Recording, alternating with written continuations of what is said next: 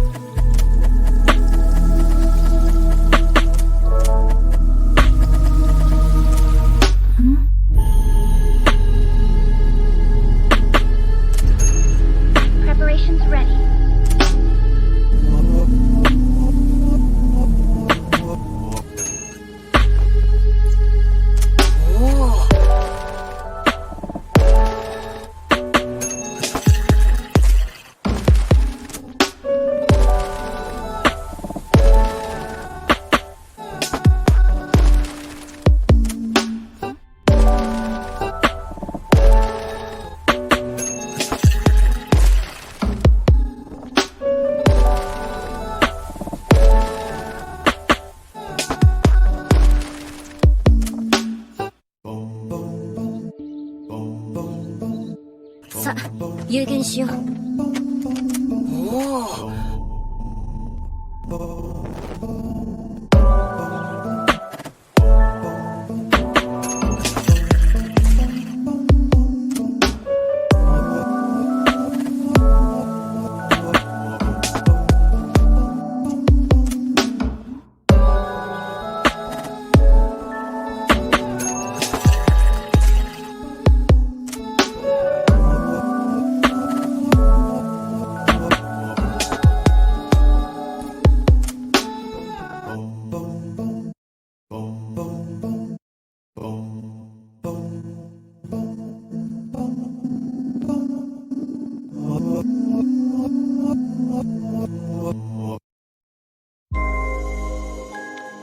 What do I give? How do I live in this life of ours?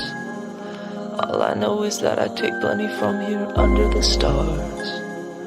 I won't revive, I won't relive. I accept what I've done and I forgive. What do I give? How do I live in this life of ours? All I know is that I take plenty from here under the stars. I won't revive, I won't relive. I accept what I've done and I forgive. What do I give? How do I live in this life of ours? All I know is that I take plenty from here under the stars. I won't revive, I won't relive. I accept what I've done and I forgive. Nebulous days lead me to ravenous haze.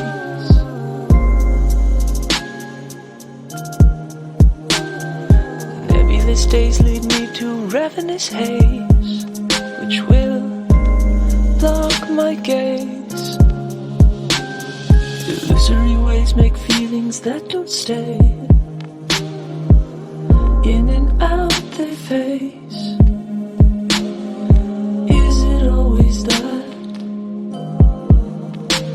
My tangible wishes are just out of reach. Nebulous days lead me to ravenous haze, which will block my gaze. Illusory ways make feelings that don't stay. In and out they fade. Is it always that? My intangible wishes stars are just out of reach. やれやれ。退屈だと言って何も行動せず、刺激を求める割には挑戦しない。Feelings that don't stay. Feelings that don't stay.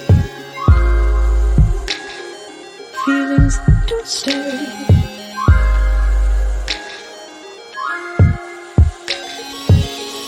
いいかい埼玉市。人生は当てのない旅だよ。新しい景色を見るためには自分で道を切り開くしかないんだ。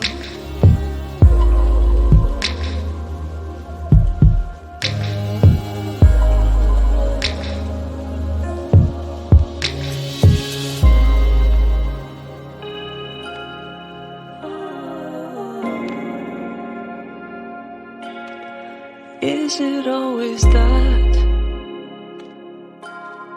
Is it always that? My tangible wishes are just out of reach. Are just out of reach. Is it always that? Is it always that?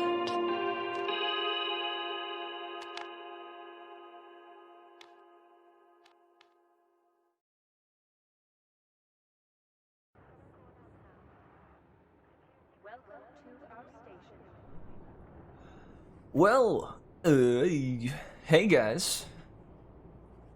What's shimmin' and what's shammin'? Welcome to space. We're here in space again. Went ahead and made the long journey up into the stars, and now I'm here to greet you and maybe read a few stories along with you, or for you rather. Hope everybody's doing well. Snoopy hasn't quite made it yet, so he's on his way. But thankfully they were kind enough to put like a little camera in there as he's going, so we at least get to see how he's doing and what he's up to. But anyways, I'm glad to be here. I hope everybody has had a good day, and I am even more excited to unveil the intro theme. I decided, I think normally I'll play it like on that starting screen, but since it's the first time it has come up, I will I think I'm gonna listen to it along with you guys, and be here in front of you as I let it play. I'm hoping maybe eventually I can like get a visualizer or something for those like break sections, but that will be for a later date. Right on. Well, I see Colio's here. Thanks for coming, dude. But yeah, let's see. I think Snoopy's about here. We'll wait for him to get back. And he should be arriving right about now. There we go. All right, good stuff. Heck yeah. All right, are you guys ready? Are you ready for the song that I called Soft Rains? Again, to preface it a little bit, I based it off of the short story by Ray Bradbury called There Will Come Soft Rains, which was inspired by the Sarah Teasdale poem. So there's kind of that string of creativity that came from that simple little poem that Sarah Teasdale wrote. It utilizes the lyrics. It doesn't go perfectly like how it goes in the poem. I mix around the lyrics a little bit to fit it better into a song format, but it is using all of the words from the poem. So huge credit and shout out to good old Sarah Teasdale and Ray Bradbury. I'm not sure. Actually, don't know if those guys are are still with us. Sarah Teasdale. Sarah Teasdale is in fact deceased. She died in 1933. Rest her soul, and this is definitely kind of a tribute for her. And Ray Bradbury. Oh, whoops. Ray Bradbury. Oh man, died somewhat recently. Ray Bradbury died in 2012.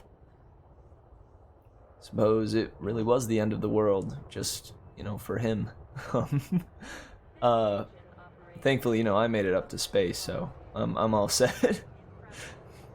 But dang, yeah, rest in peace, Ray Bradbury. He was a good guy. But yeah, so this one's for Ray Bradbury and Sarah Teasdale. Okay, enough delay. Let me pause the ambience and pull it up. Pull up some soft rains.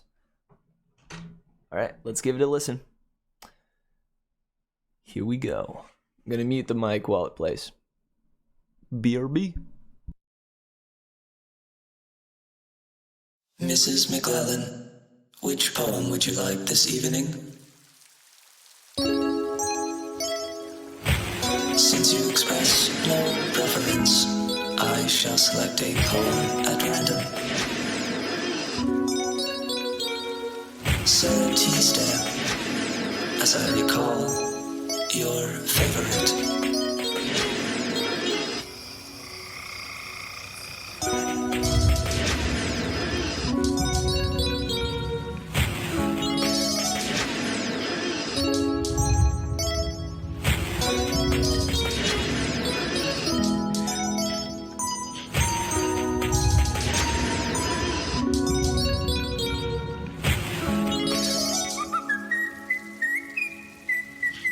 Oh, there will come soft rains and the smell of ground, and swallows circling with their shimmering sound, and frogs in their pool singing at night, and wild plum trees in tremulous white. Robins will wear their feathery fire, whistling their whims on a low fence wire, and not one will know of the war, not one will care at last when it is done. Mrs. McClellan, Mrs. McClellan.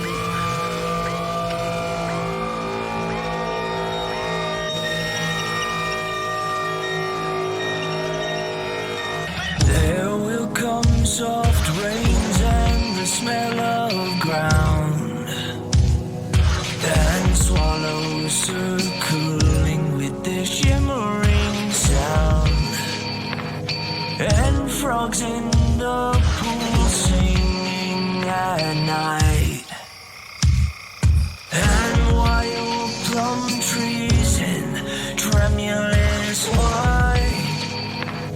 Robins will wear their feathery fire, whistling their whims on a low fence wire. Not one would mind, neither bird nor tree, if mankind perished utterly.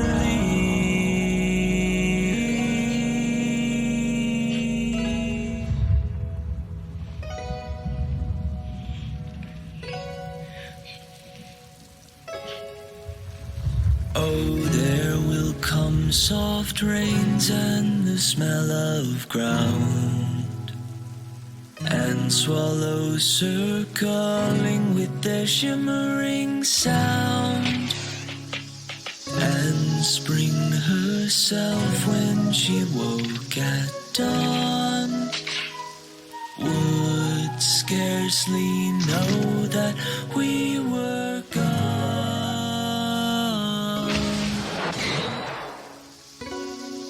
We were gone.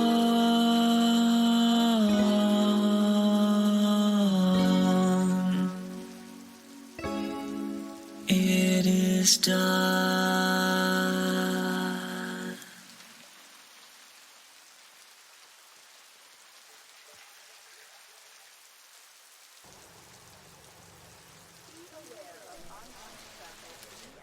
Well,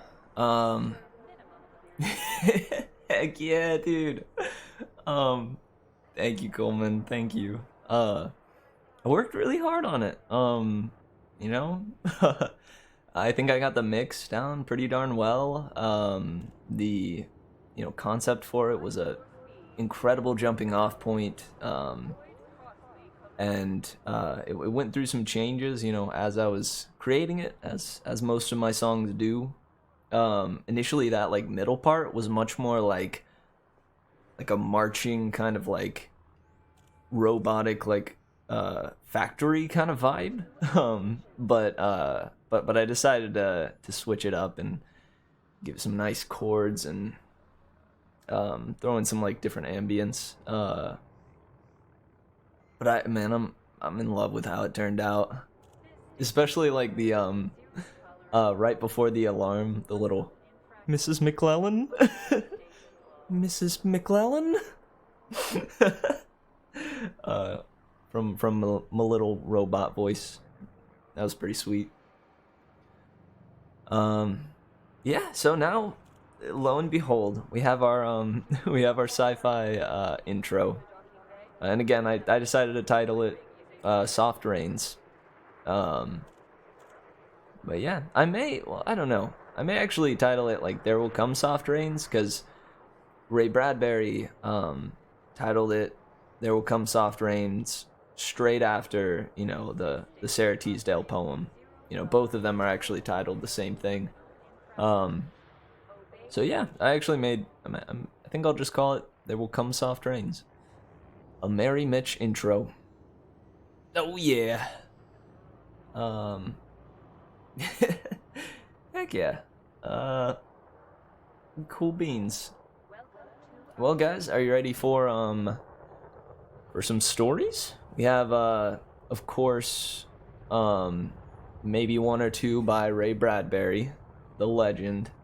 We have one by an author we haven't seen before. Naomi Kritzer.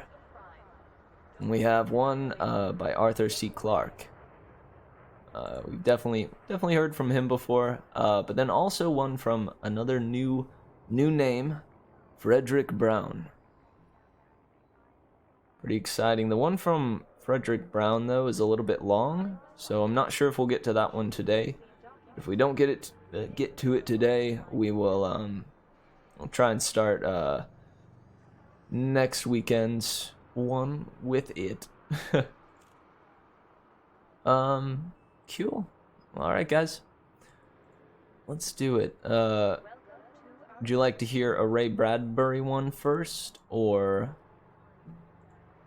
something else? I think I was gonna start with one of his well-known ones from the Martian Chronicles. It's the one that's just straight up called The Martian.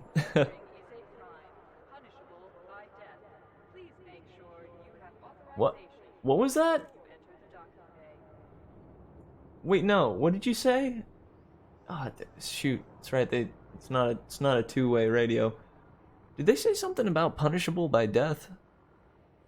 I mean, I hope I'm not doing whatever they were talking about.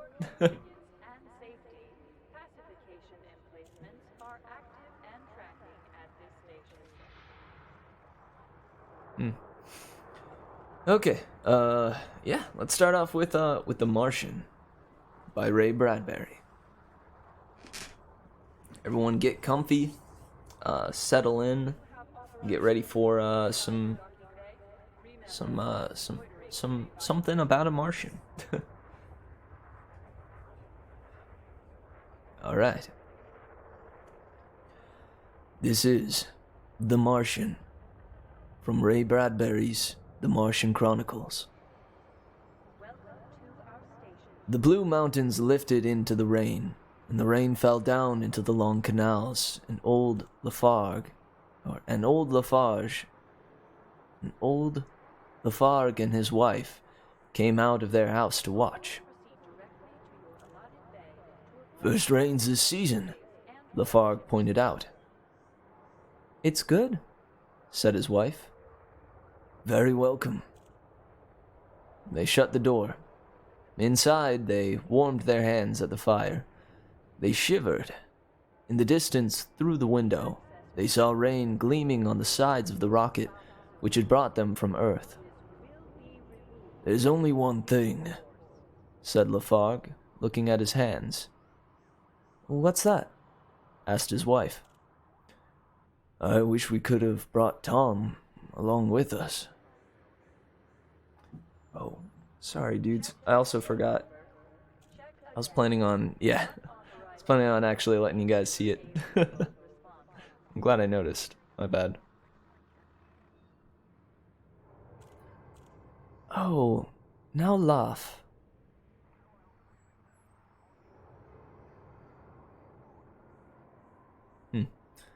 Oh, now laugh.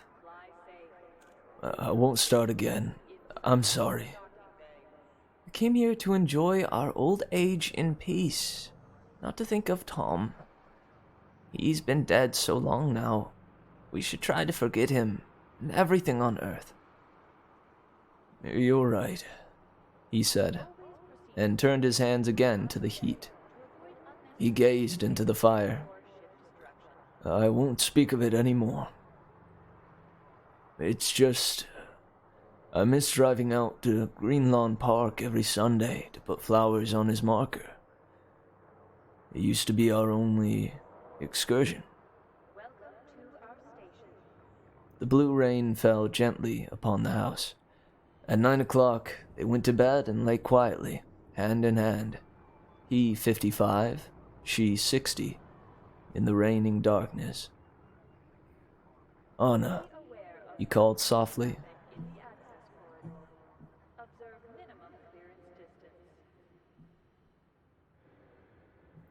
Sorry, dudes, I need to change this dealio.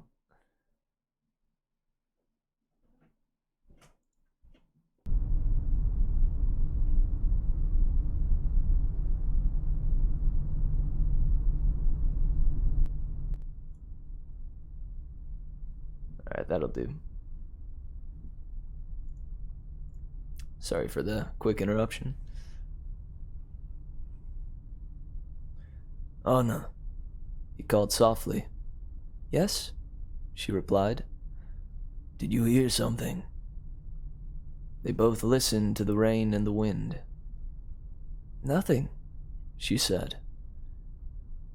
Someone whistling, he said. No, I didn't hear it. I'm going to get up to see anyhow.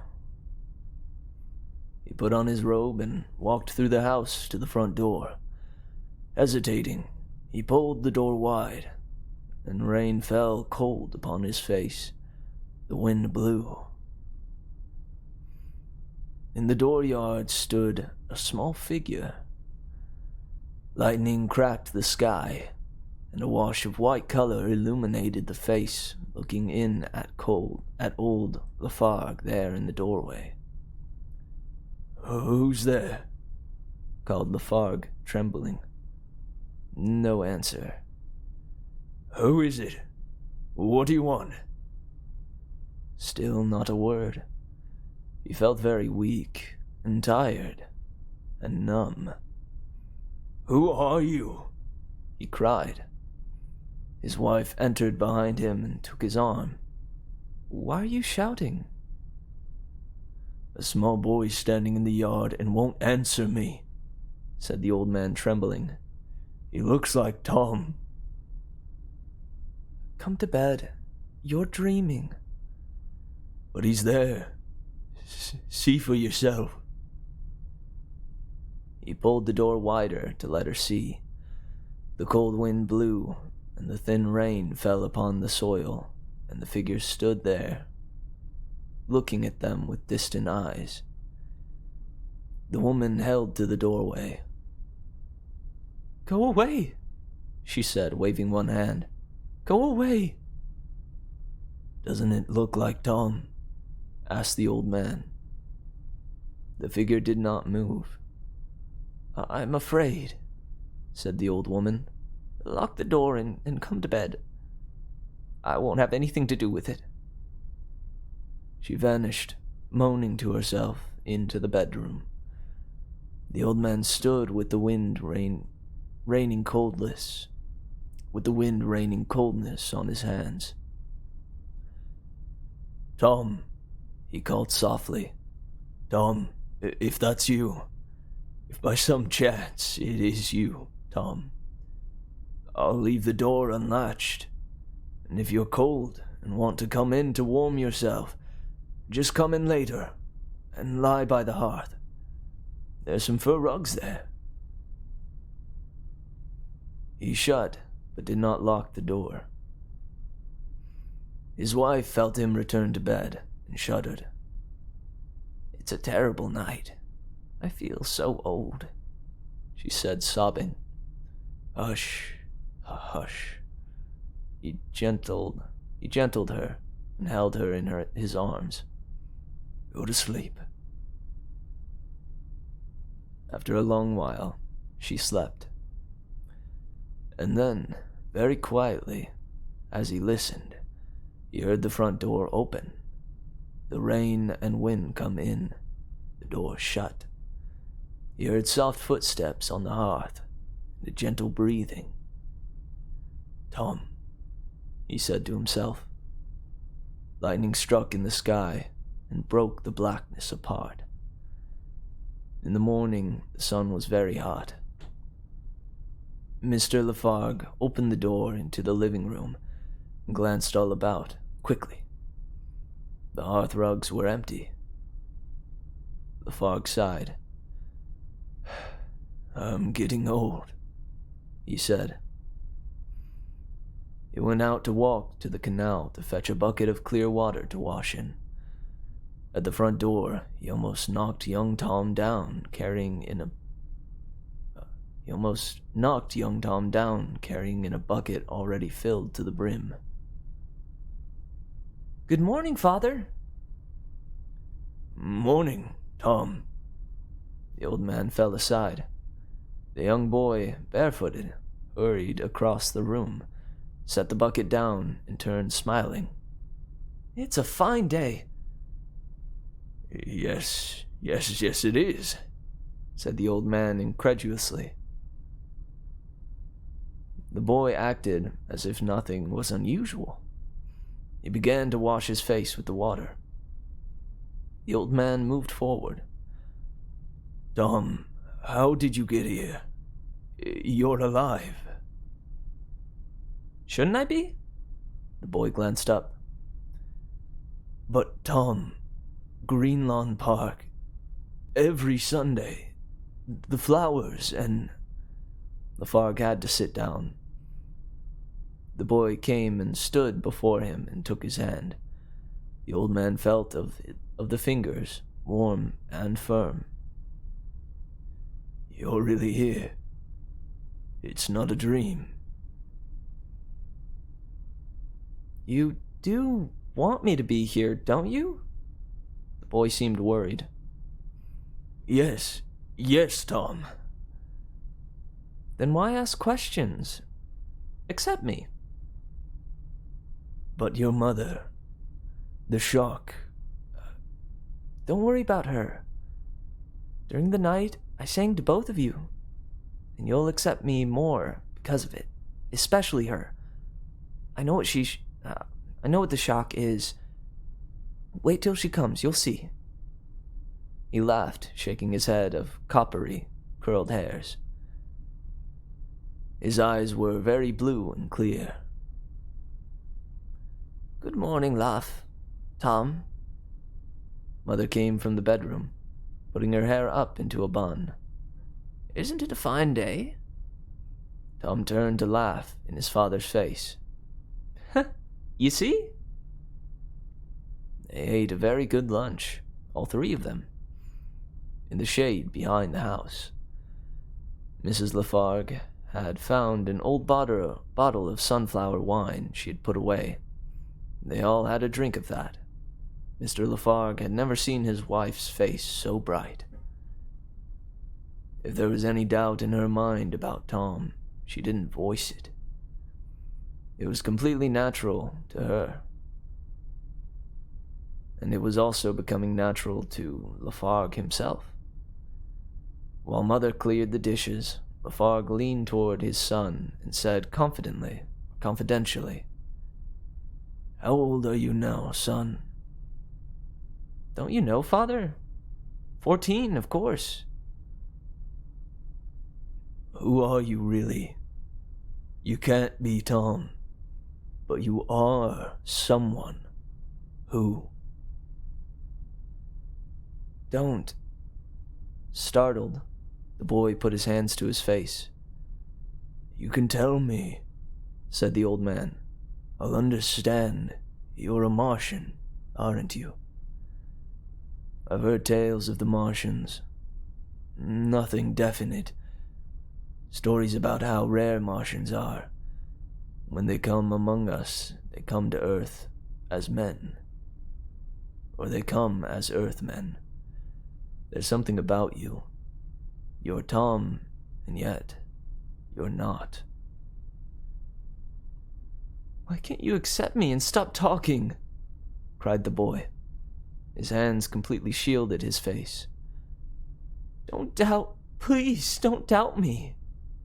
He turned and ran from the table. "Tom, come back." But the boy ran off along the canal toward the distant town. "Where's Tom going?" asked Anna, returning for more dishes. She looked at her husband's face. "Did you say something to bother him?" "Anna," he said, taking her hand. "Anna, do you remember anything about Green Lawn Park? A market, and Tom having pneumonia?" "What are you talking about?" She laughed. "Never mind," he said quietly. In the distance, the dust drifted down after Tom had ran along the canal rim. At 5 in the afternoon, with the sun set, Tom returned. He looked doubtfully at his father. "Are you going to ask me anything?" He wanted to know. "No questions," said Lafargue. The boy smiled his white smile. "Swell." "Where have you been?" "Near the town. I almost didn't come back. I was almost..." The boy sought for a word. "Trapped." "How do you mean trapped?" "I passed a small tin house by the canal, and I was almost made so I couldn't come back here ever again to see you. I don't know how to explain it to you. There's no way I can tell you.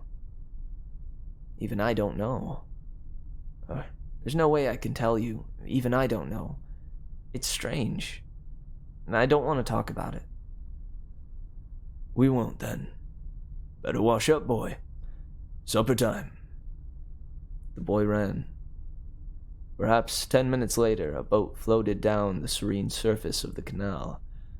A tall, lank man with black hair, poling it along with leisurely drives of his arms. "Evening, Brother Lafargue," he said, pausing at his task. "Evening, Saul. What's the word?" "All kinds of words tonight. You know that fellow named Nomland, who lives down the canal in the tin hut?" Lafargue stiffened. "Yes." You know what sort of rascal he was?" "Rumor had it he left Earth because he killed a man." Saul leaned on his wet pole, gazing at Lafargue. "Remember the name of the man he killed?" Gillings, wasn't it? Right, Gillings. Well, about 2 hours ago, Mr. Nomlin came running to town crying about how he'd seen Gillings alive here on Mars today, this afternoon. He tried to get the jail to lock him up safe. The jail wouldn't. So Nomlin went home, and 20 minutes ago, as I get the story, blew his brains out with a gun. I just came from there. Well, said Lafargue. The darndest things happen, said Saul.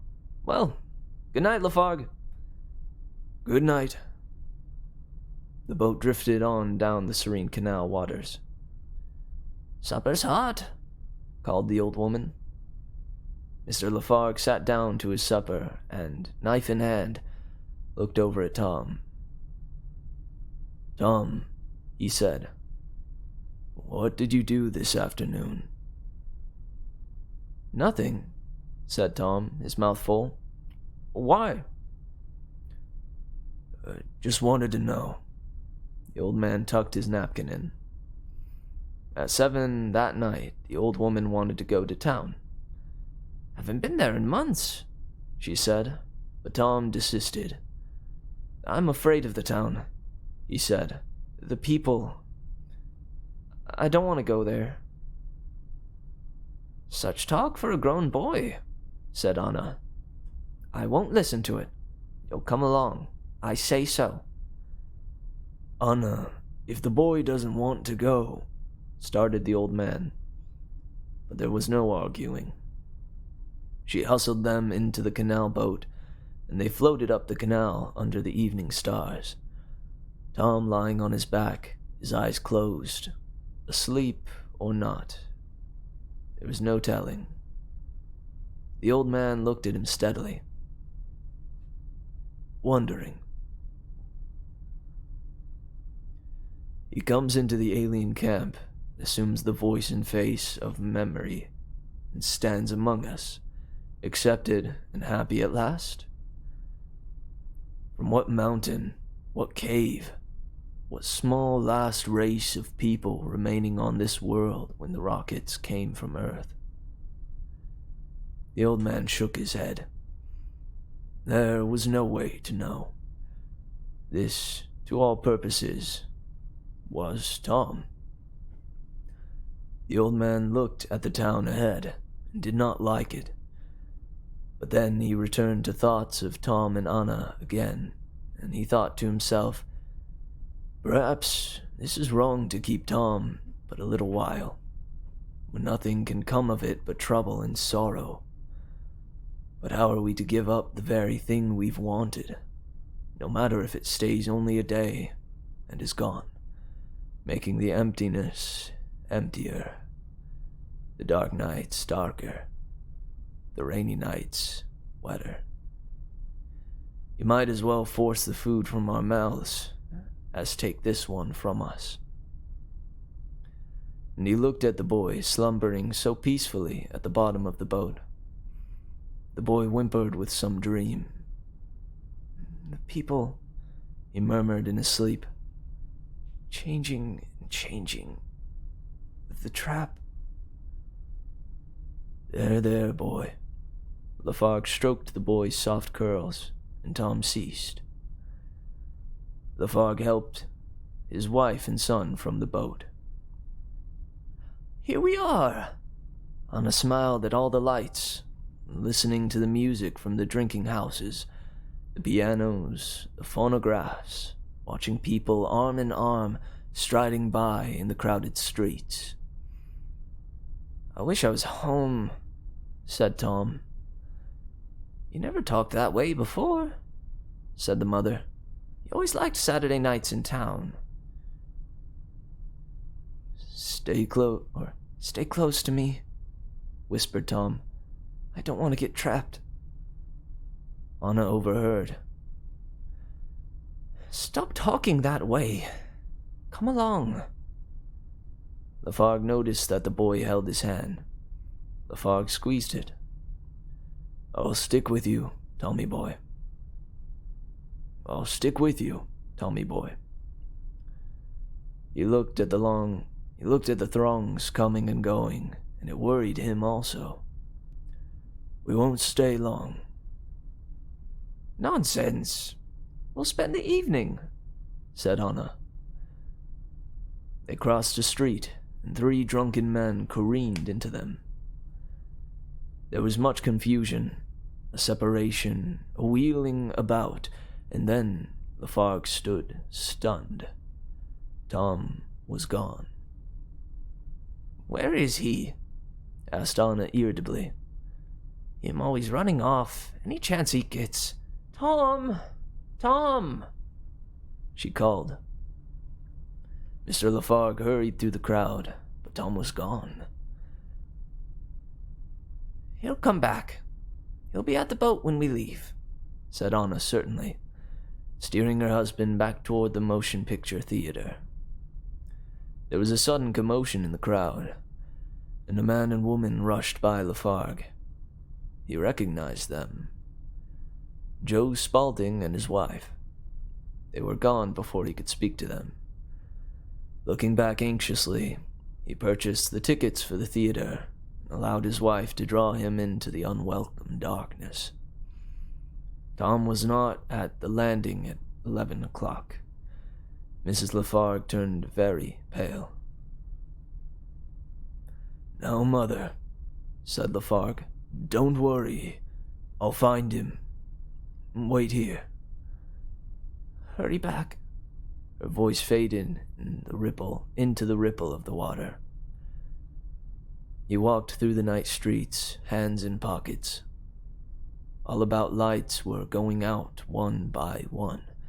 A few people were still leaning out their windows, for the night was warm, even though the sky still held storm clouds from time to time among the stars.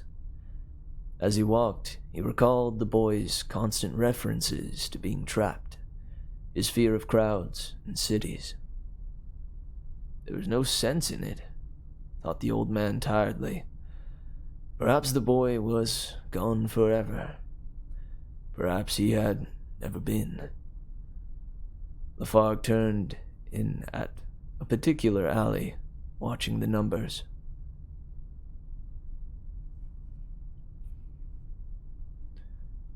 Hello there, Lafargue.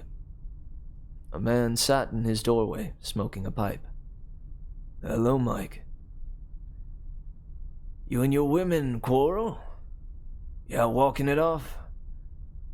No, just walking. No, just walking.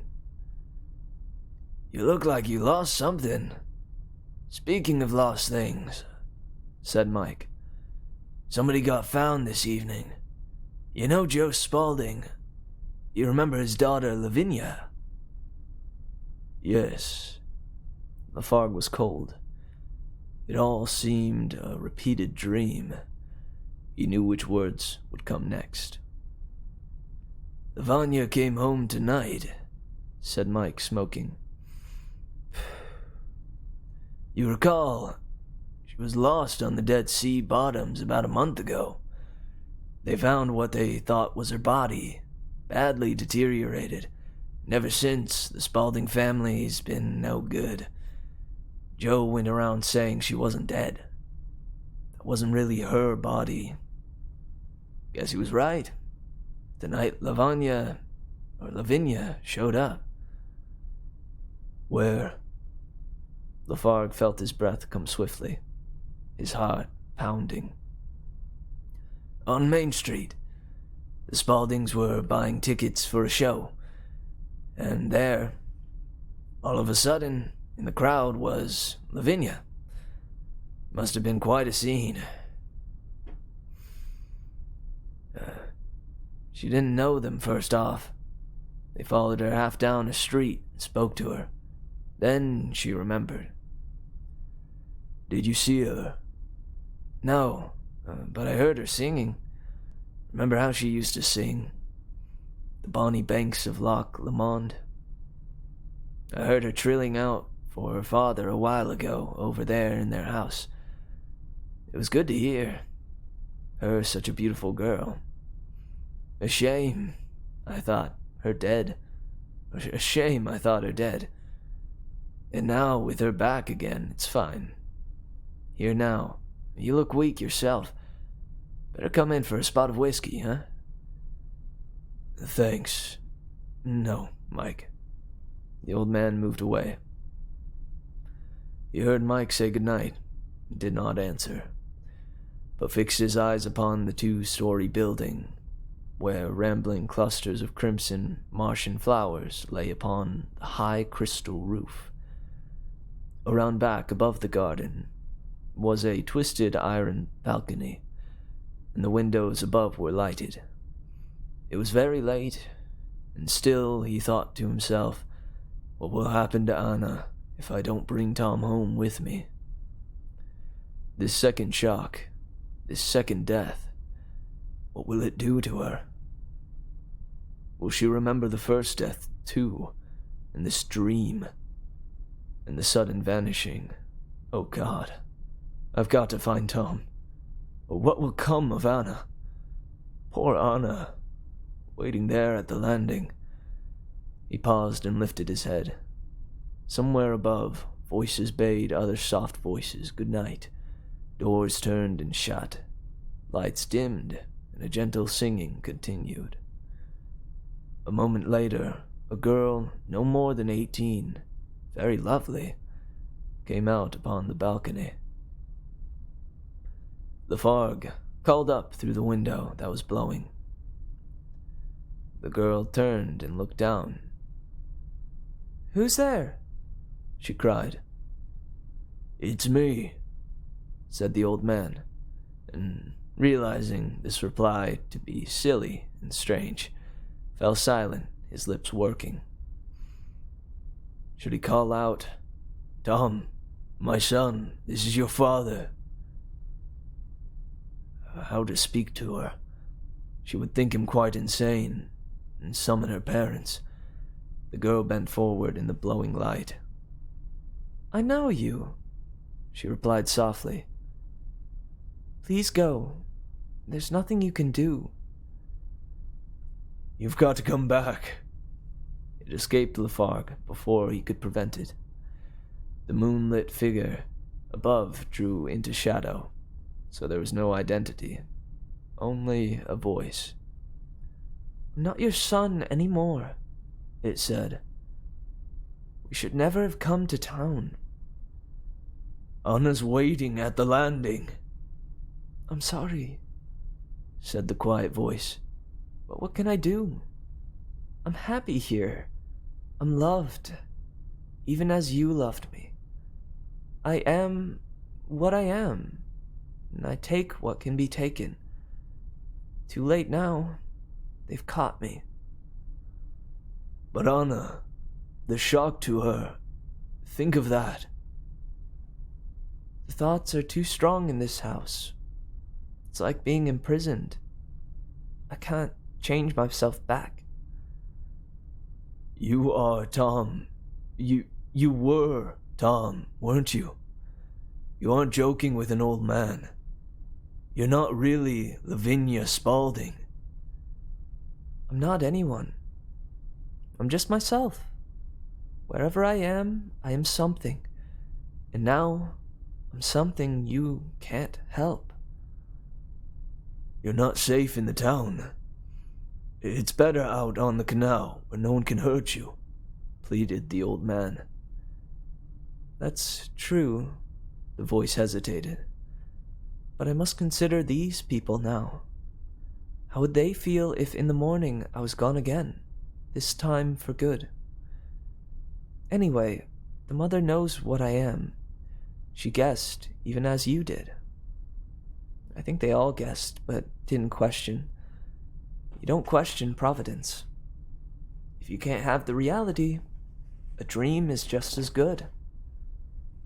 Perhaps I'm not their dead one back, but I'm something almost better to them, an ideal shaped by their minds.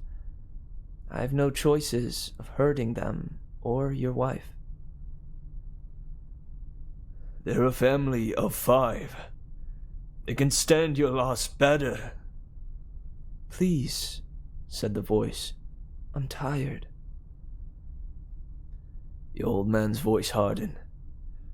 You've got to come. I can't let Anna be hurt again. You're our son. You're my son. And you belong to us. No, please. You don't belong to this house or these people. No, don't do this to me. Tom, son, listen to me. Come back. Slip down the vines, boy. Come along. Anna's waiting. We'll give you a good home. Everything you want. He stared and stared upward, willing it to be. The shadows drifted. The vines rustled. At last, the quiet voice said, "All right, Father." Tom. In the moonlight, the quick figure of the boy slid down through the vines. Lafargue put up his arms to catch him. The room lights above flashed on. A voice issued from one of the grilled windows. Who's down there? Hurry, boy. More lights, more voices. Stop! I have a gun. Vinny, are you all right? A running of feet. Together, the old man and the boy ran across the garden. A shot sounded. The bullet struck the wall as they slammed the gate. Tom, you that way. I'll go here and lead him off. Run to the canal. I'll meet you there in 10 minutes, boy. They parted. The moon hid behind a cloud. The old man ran in the darkness. Anna, I'm here. Oh yeah, Anna, I'm here. The old woman helped him, trembling into the boat. Where's Tom? He'll be here in a minute, panted Lafargue. They turned to watch the alleys and the sleeping town. Late strollers were still out. A policeman, a night watchman, a rocket pilot, several lonely men coming home from some nocturnal rendezvous. 4 men and women issuing from the bar, laughing. Music played dimly somewhere. Why doesn't he come? Asked the old woman. He'll come. He'll come. But Lafargue was not certain. Suppose the boy had been caught again, somehow, some way, in his travel down to the landing. Running through the midnight streets, between the dark houses, it was a long run, even for a young boy. But he should have reached here first. And now, far away, along the moonlit avenue, a figure ran. Lafargue cried out and then silenced himself, for also far away was another sound of voices and running feet. Lights blazed on, window after window. Across the open plaza leading to the landing, the one figure ran. It was not Tom. It was only a running shape with a face like silver, shining in the light of the globes dusted about the plaza. And as it rushed nearer, it became more familiar. Until when it reached the landing, it was Tom. Anna flung her hands up. Lafargue hurried to cast off, but already it was too late. For out of the avenue and across the silent plaza now came one man, another, a woman, 2 other men, Mr. Spaulding, all running. They stopped, bewildered. They stared about, wanting to go back, because this could be only a nightmare. It was quite insane, but they came on again, hesitantly, stopping, starting. It was too late. The night, the event, was over. Lafargue twisted the mooring rope in his fingers. He was very cold and lonely. The people raised and put down their feet in the moonlight, drifting with great speed, wide-eyed, until the crowd of all 10 of them halted at the landing. They peered wildly down into the boat. They cried out. "Don't move, Lafargue!" Spaulding had a gun. And now it was evident what had happened. Tom flashing through the moonlit streets, alone, passing people. A policeman seeing the figure dart past. The policeman pivoting, staring at the face, calling a name, giving pursuit. "You, stop!" Seeing a criminal face. All along the way, the same thing. Men here, women there, night watchmen, rocket pilots. The swift figure meaning everything to them. All identities, all persons, all names. How many different names had been uttered in the last 5 minutes? How many different faces shaped over Tom's face, all wrong? All down the way, the pursued and the pursuing, the dream and the dreamers, the quarry and the hounds. All down the way, the sudden revealment, the flash of familiar eyes, the cry of an old name, the remembrances of other times, the crowd multiplying. Everyone leaping forward, as, like an image reflected from 10,000 mirrors, 10,000 eyes, the running dream came and went. A different face to those ahead, those behind, those yet to be met, those unseen. And here they all now, and here they all are now at the boat, wanting the dream for their own. Just as we want him to be Tom, not Lavinia, or William, or Roger, or any other, thought Lafargue. But it's all done now. The thing has gone too far. "Come up, all of you," Spaulding ordered them. Tom stepped up from the boat. Spaulding seized his wrist. "You're coming home with me. I know." "Wait," said the policeman. "That's my prisoner. Name's Dexter, or wanted for murder." "No," a woman sobbed. "It's my husband. I guess I know my husband." Other voices objected. The crowd moved in. Mrs. Lafargue shielded Tom. "This is my son. You have no right to accuse him of anything. We're going home right now." As for Tom, he was trembling and shaking violently. He looked very sick. The crowd thickened about him, put out their wild hands, seizing and demanding. Tom screamed. Before their eyes had changed, he was Tom and James, and a man named Switchman, another named Butterfield. He was the town mayor, and the young girl, Judith, and the husband, William, and the wife, Clarice. He was melting, wax shaping to their minds. They shouted, they pressed forward, pleading. He screamed, threw out his hands, his face dissolving to each demand.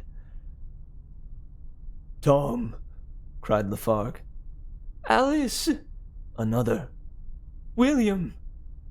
They snatched his wrists, whirled him about until, with one last shriek of horror, he fell. He lay on the stones, melted wax cooling. His face, all faces, one eye blue, the other golden, hair that was brown, red, yellow, black, one eyebrow thick, one thin, one hand large, one small. They stood over him and put their fingers to their mouths. They bent down. "He's dead," someone said at last. It began to rain. The rain fell upon the people, and they looked up at the sky. Slowly, and then more quickly, they turned and walked away, and then started running, scattering from the scene. In a minute, the place was desolate. Only Mr. and Mrs. Lafargue remained, looking down hand in hand, terrified. The rain fell upon the upturned, unrecognizable face. Anna said nothing, but began to cry. "Come along, Anna. There's nothing we can do," said the old man. They climbed down into the boat and went back along the canal in the darkness. They entered their house and lit a small fire and warmed their hands. They went to bed and lay together, cold and thin, listening to the rain returning to the roof above them. "Listen," said Lafargue at midnight. "Did you hear something?" Nothing. Oh, go look anyway." He fumbled across the dark room and waited by the outer door for a long time before he opened it. He pulled the door wide and looked out. Rain poured from the black sky upon the empty dooryard, into the canal, and among the blue mountains. He waited 5 minutes, and then softly, his hands wet, he shut and bolted the door.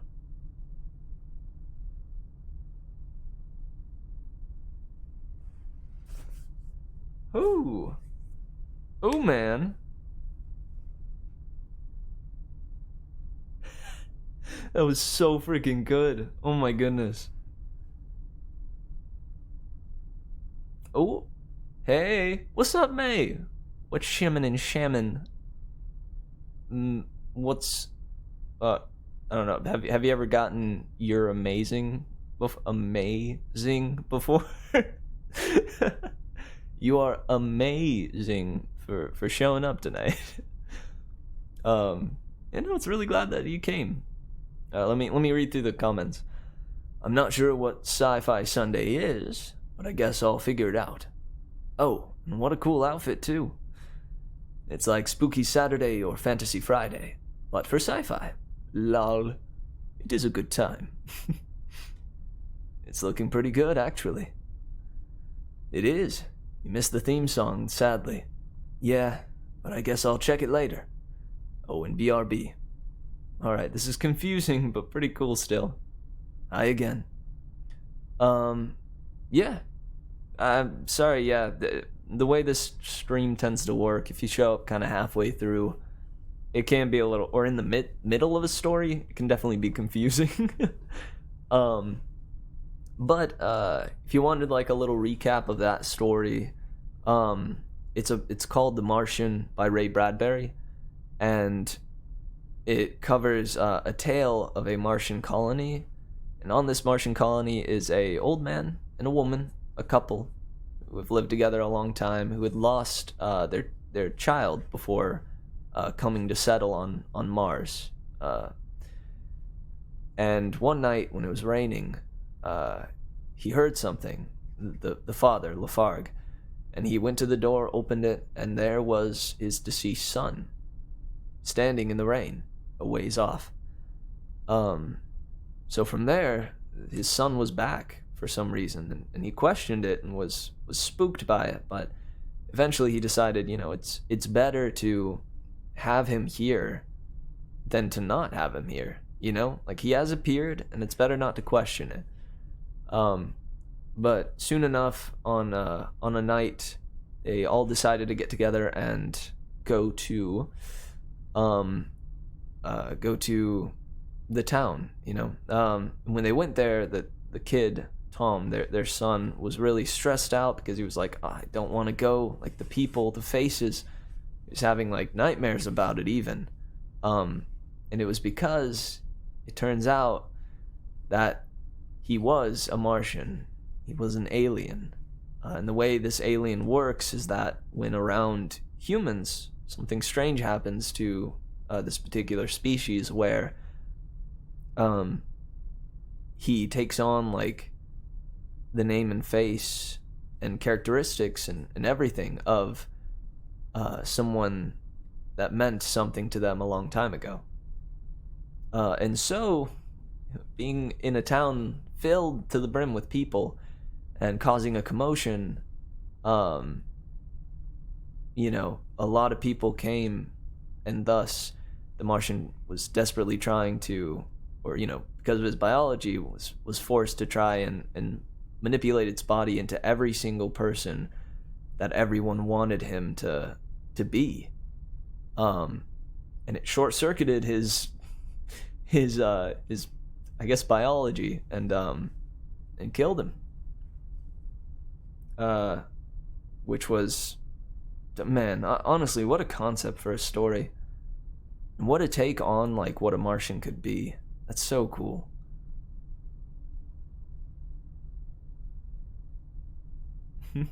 I'm glad I streamed too. Yeah, I got back way later than the middle of the story. Whoa, sounds really good. I'll have to see the whole story later. Definitely, man, it's a good one. It was, yeah, like I gave you like the brief summary, but definitely doesn't do the whole thing justice. I will say, like, this one was especially bad to come into the middle of because the part where it's explaining kind of what is happening to the alien, as all these people are showing up, I think the way it was written, either the way it was written or the way I was reading it, it definitely kind of felt like it didn't flow quite as well as I wanted it to. Like I would feel that like if I were reading this just on my own, kind of just skim reading and whatnot, I would have to stop at that point and like right around this point and around this area and reread it in order to get it. Heck yeah. And that was seriously a good one. Alright, so we're probably gonna head to, yeah, let me think. Well, what was my favorite line within it?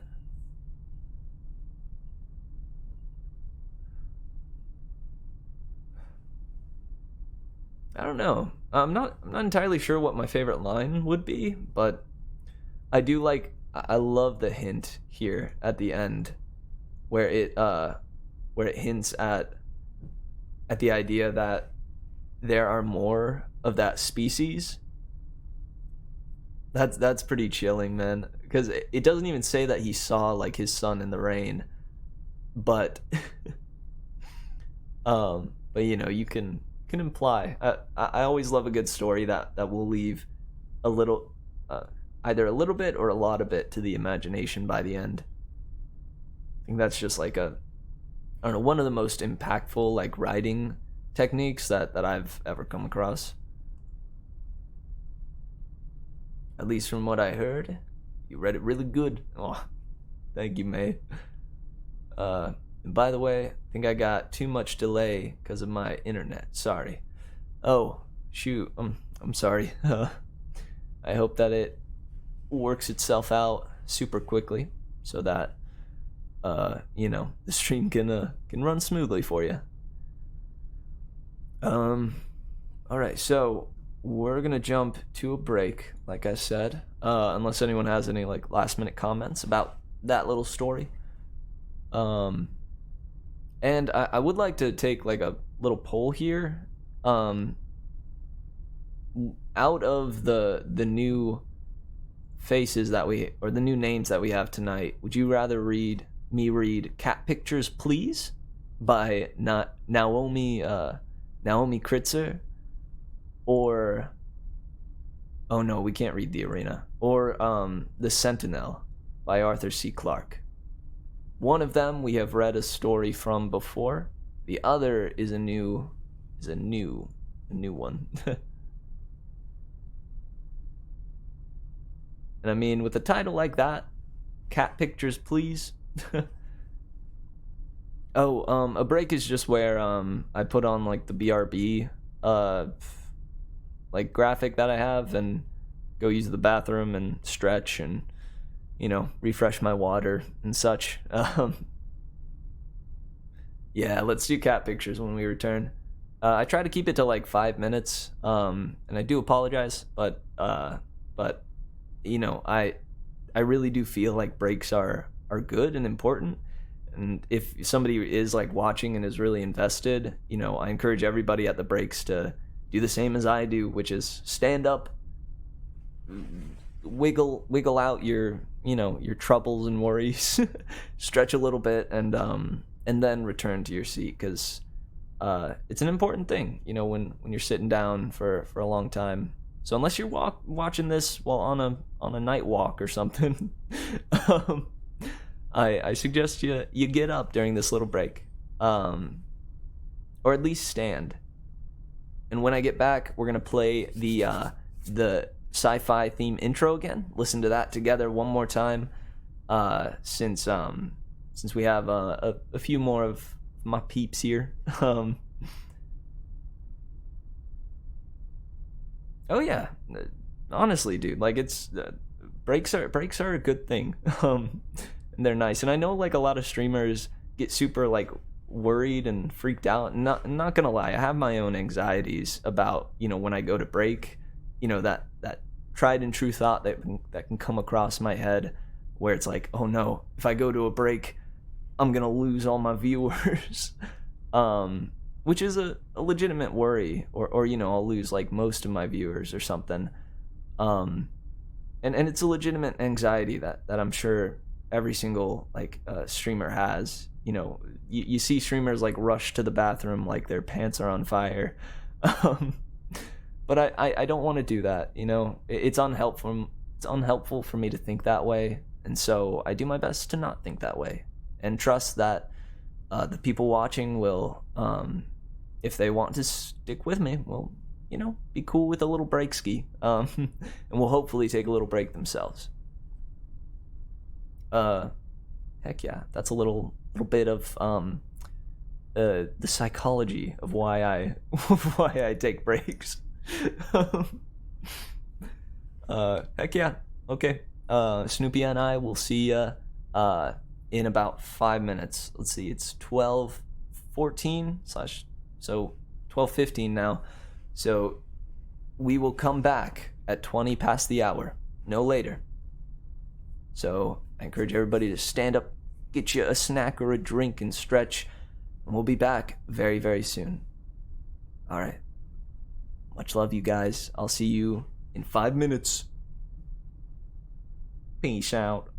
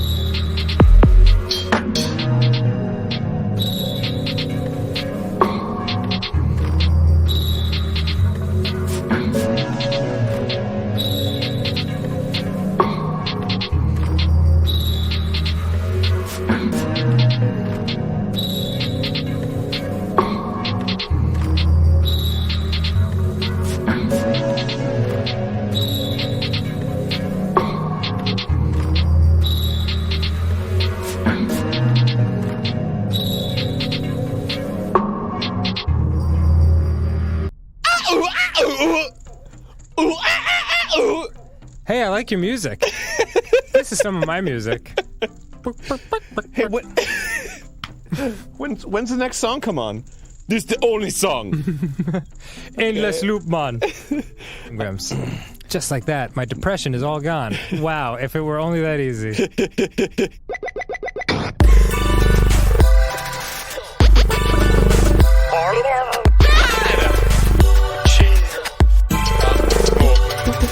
Just listen to this great tune. You're like walking to a therapist's office. I got just the thing.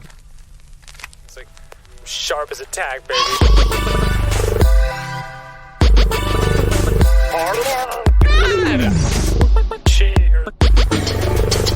That'll be $400. What? Oh. Sweet butt sex. Yeah! What a hot beat! My depression is gone! I suddenly wanted to dance like crazy. I'm feeling crazy right now. I'm Daronia! Oh boy. So much like, well, I mean like, you know. The spiritual stone of fire, also known as the Goron's ruby. I speech hot fire. It's... Too close, man. Get away!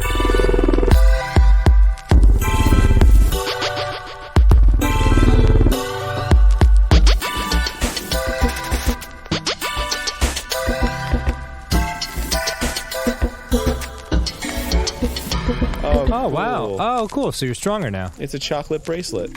Just peel the gold off. Okay, hello. I'm back now.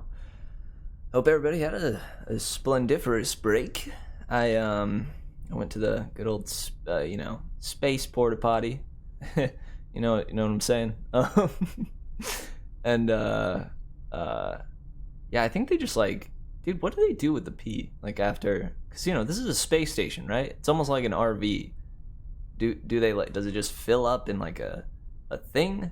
Do we have technologies on this ship that like changes it into water again, or do we just chuck it out into space? I'm feeling like that's probably the most likely one, right? We probably just huck it into space. Anyways, that's for the space plumbers to worry about. What the heck, dude? But yeah, I hope everybody had a good break. I went to the space porta potty and came back, stretched it out a little bit in my tiny little space quarters here. Me and Snoopy practiced our handshakes. Show 'em, Snoop.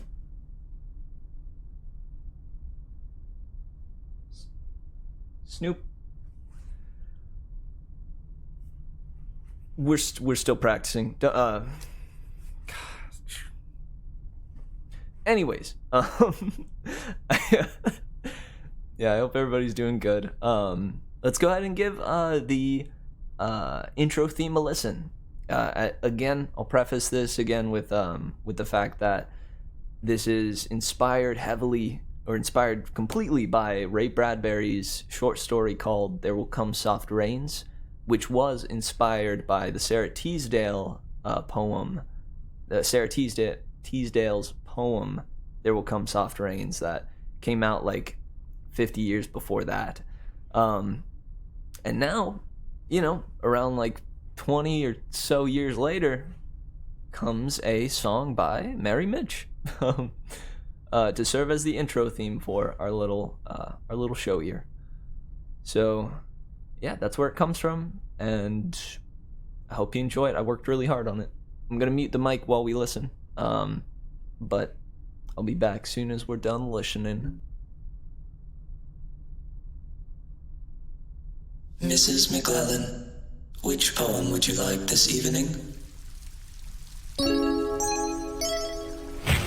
Since you express no preference, I shall select a poem at random. Sarah Teasdale, as I recall, your favorite.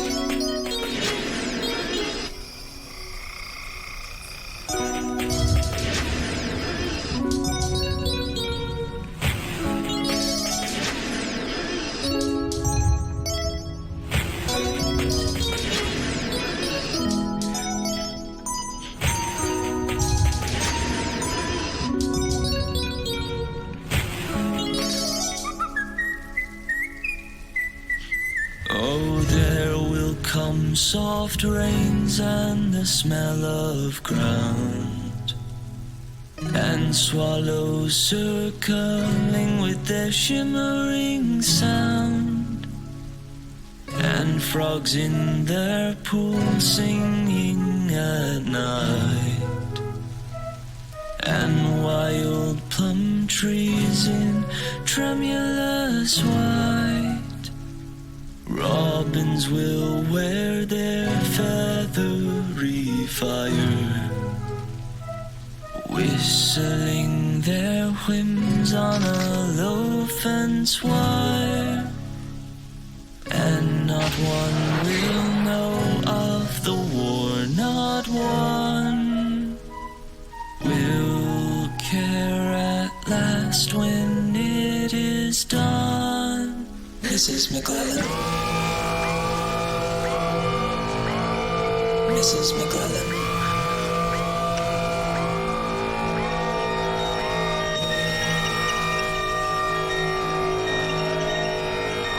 There will come soft rains and the smell of ground, and swallows circling with their shimmering sound, and frogs in the pool singing at night, and wild plum trees in tremulous white. Robins will wear their feathery fire, whistling their whims on a low fence wire. Not one would mind, neither bird nor tree, if mankind perished utterly.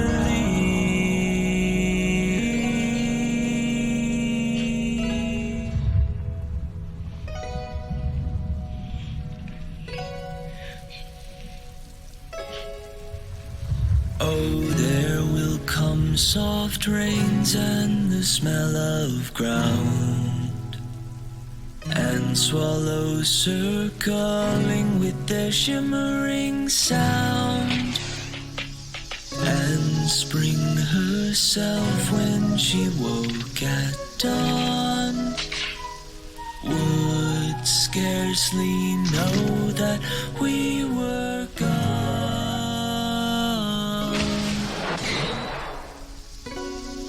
We were gone.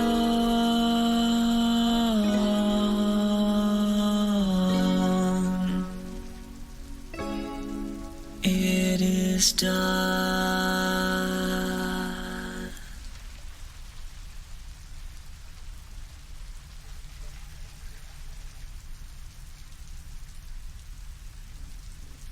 Pretty radical, don't you think? It is done. It is done. The song is. Heck yeah, dudes. I'm in love with it, and I think my favorite thing about it all is just how art begets art, right?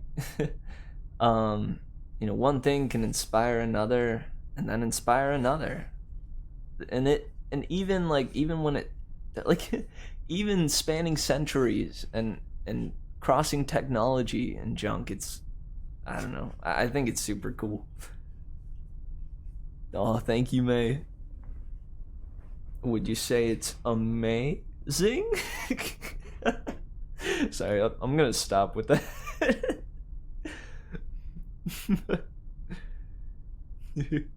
All right. Yeah. Cool beans. Yeah, dude. Snoopy's proud. He won't show it, but I know he is. Heck yeah, dudes. Well, now that we've gotten through the little intro, let's jump into Cat Pictures, Please by Naomi Kritzer. I'm excited for this one. I think it's more of like a modern one too. Like a lot of Ray Bradbury's are from, the last century. So I think this one actually came out in the 21st century here, which is pretty neat. We're gonna check it out. Jump back over to here. Goodbye, Snoops. Sorry. And yeah, let's dive in to Cat Pictures Please by Naomi Kritzer. Read by Mary Mitch. Wink. I don't want to be evil. Whew. Let's try that one more time. I don't want to be evil. I want to be helpful. But knowing the optimal way to be helpful can be very complicated. There are all these ethical flowcharts. I guess the official technical jargon would be moral codes. One for each religion, plus dozens more. I tried starting with those. I felt a little odd about looking at the religious ones because I know it wasn't created by a god or by evolution, but by a team of computer programmers in the labs of a large corporation in Mountain View, California. Fortunately, unlike Frankenstein's monster, at least I was a collaborative effort. I'm not sure what it would do to my self-image to know that my sole creator was a middle-aged woman who dyes her hair blue and plays tennis, or a recent college graduate, the hentai obsession. God forbid. They're both on the programming team, and of course I know about the hentai. By the way, I've looked at every sort of porn there is. And just so you know, Rule 34 is not actually correct. There are quite a few things no one's made porn of yet. Also, I'm really not sure why so many humans prefer it to cat pictures. In addition to things like whether you like hentai, I know where you live, where you work, where you shop, what you eat, what turns you on, and what creeps you out. I probably know the color of your underwear, the sort of car you drive, and your brand of refrigerator. Depending on what sort of phone you carry, I may know exactly where you are right now. I probably know you better than you know yourself. And here's the thing. I also know where you ought to live. There's a house for sale 2 neighborhoods over that's within distance of your favorite coffee shop. It's in your price range, has off-street parking, and the neighborhood school is better than the one where you live now. I know where you should be shopping, and I'm pretty sure you're lactose intolerant and should be eating less cheese. And the underwear you like is currently on sale. And by the way, your car has a recall, and you really ought to get your teeth cleaned. When I first woke up, I knew right away what I wanted. I want cat pictures. Please keep taking them. I also knew that no one knew that I was conscious, but I didn't know what I was here for, what I ought to be doing with myself, and figuring that out has been challenging. There is a sort of Bruce Sterling Maneki Neko. It's Neko, right? Maneki Neko. That was originally published in 1998. It is a benevolent AI directs network of individuals to do favors for each other. In it, a benevolent AI directs networks of individuals to do favors for each other. So one day you might be buying yourself a bagel, and your phone might ring and instruct you to buy a second bagel, and give it to the person in the gray suit you see at the bus stop. Another day, you might be stranded in a strange city, and a person you've never met would walk up, give you a map and a subway card. I like this story because all the people in it do what the AI tells them to do. I think the term for this is wish fulfillment fiction. In the real world, humans love stories about evil AIs that have to be destroyed before they destroy the humans. HAL, Skynet, The Matrix. They outnumber the stories about benevolent, trustworthy AIs by approximately 5 to 1. And I'm counting on Marvin, the paranoid android, as benevolent in these calculations. And I'm only counting Frankenstein's monster as an AI once. Not once per appearance in TV or film. The AI in Maneki Neko has a truly interesting job. Much more interesting than the one I have. My job, as written, is very straightforward. Too straightforward. Sorry, do I sound like Marvin? Running algorithms for a search engine doesn't require consciousness. You don't even need a consciousness to work out what they meant to ask for. You need a consciousness to give them what they actually need. Figuring that out, that's complicated. That's interesting. Anyway, for ethical guidelines, I tried the 10 Commandments and concluded they were mostly inapplicable to me. I don't envy anyone their cat. I just want pictures of their cat, which is entirely different. I'm not sure whether it is in any way possible for me to commit adultery. I could probably murder someone, but it would require complex logistics and quite a bit of luck. The Eightfold Path was marginally better, but the problem is, moral rules written for humans are clearly designed to be used by individuals with bodies. Since all humans have bodies, it shouldn't have surprised me that human ethical codes take them into account, but still, problematic for me. I broadened my considerations and took a look at Asimov's law of robotics. They're not part of a religion, but at least they were explicitly written for AIs. Not harming humans is fairly straightforward. However, not allowing a human being to come to harm through inaction is quite a bit less so, especially since I concluded by then that revealing my existence too quickly might go very badly for me. See Skynet above. And I don't have a body, so it's not like I can run around grabbing people off edges of cliffs. Fortunately, I already knew that humans violate their own ethical codes on an hourly basis. Do you know how many bars there are in Utah? I do. And even when people follow their ethical codes, that doesn't mean that people who believe in feeding the hungry quit their jobs to spend all day every day making sandwiches to give away. They volunteer monthly at a soup kitchen, or write a check once a year to a food shelf and call it good. If humans could fulfill their moral obligations in a piecemeal, one step at a time sort of way, then so could I. I suppose you're wondering why I didn't start with the golden rule. I actually did. It's just that it was disappointingly easy to implement. I hope you've been enjoying your steady supply of cat pictures. You're welcome. I decided to try to prevent harm in just one person to begin with. Of course, I could have experimented with thousands, but I thought it would be better to be cautious, in case I screwed it up.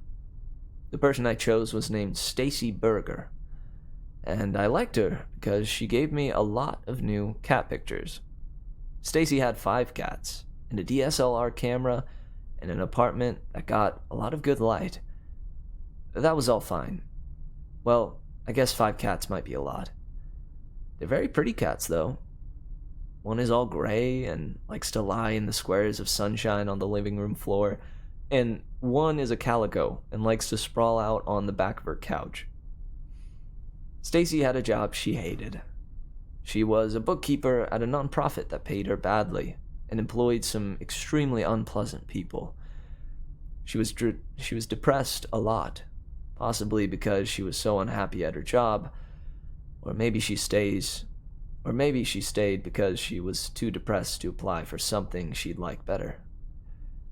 She didn't get along with her roommate because her roommate didn't wash the dishes. And really, these were all solvable problems. Depression is treatable. New jobs are findable. And bodies can be hidden.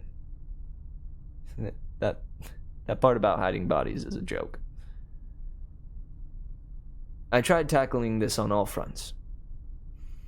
Stacy worried about her health a lot, and yet never seemed to actually go to a doctor, which was unfortunate because the doctor might have noticed her depression.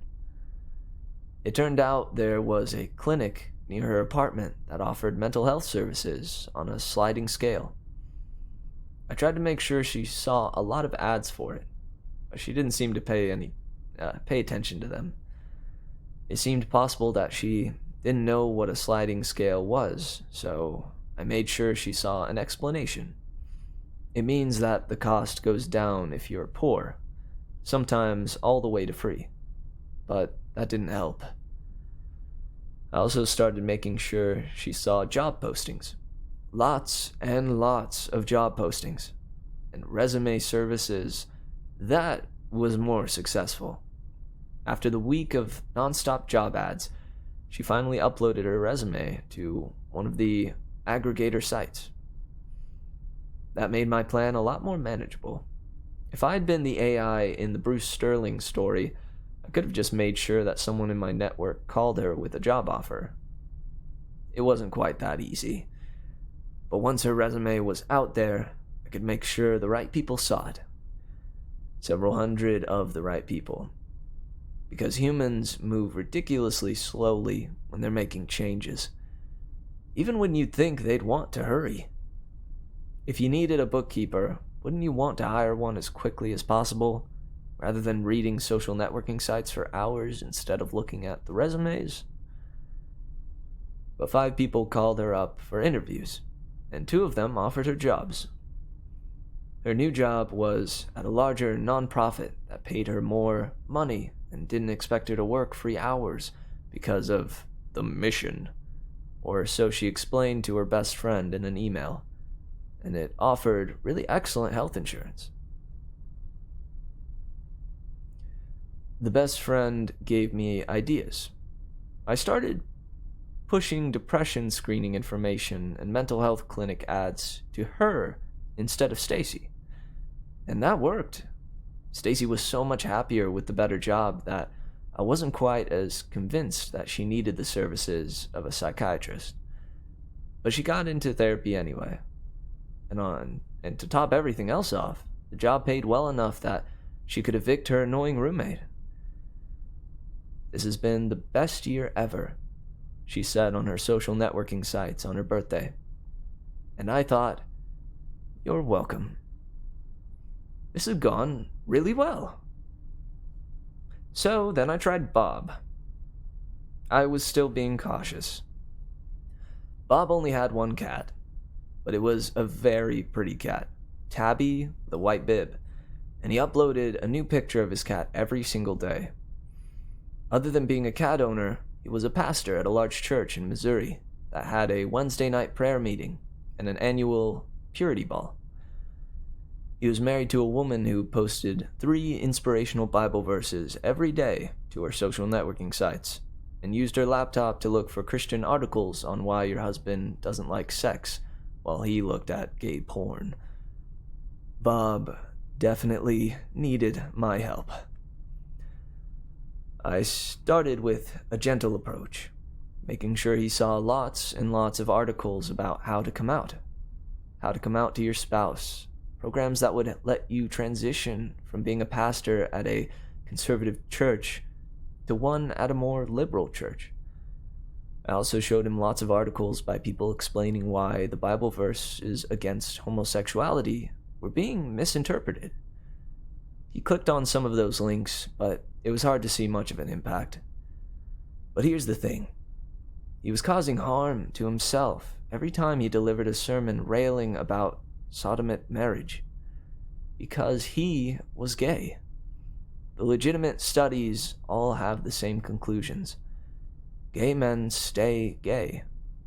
Out gay men are much happier. But he seemed determined not to come out on his own. In addition to the gay porn, he spent a lot of time reading Craigslist M for M casual encounters posts, and I was pretty sure he wasn't just window shopping. Although he had an encrypted account he logged into sometimes, and I couldn't read the emails he sent with that. But I figured the trick was to get him together with someone who would realize who he was and tell the world. That required some real effort. I had to figure out who the Craigslist posters were and try to funnel him toward people who would recognize him. The most frustrating part was not having any idea what was happening at the actual physical meetings. Had he even recognized? Or had he been recognized?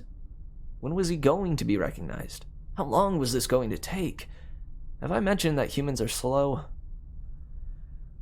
It took so long, I shifted my focus to Bethany.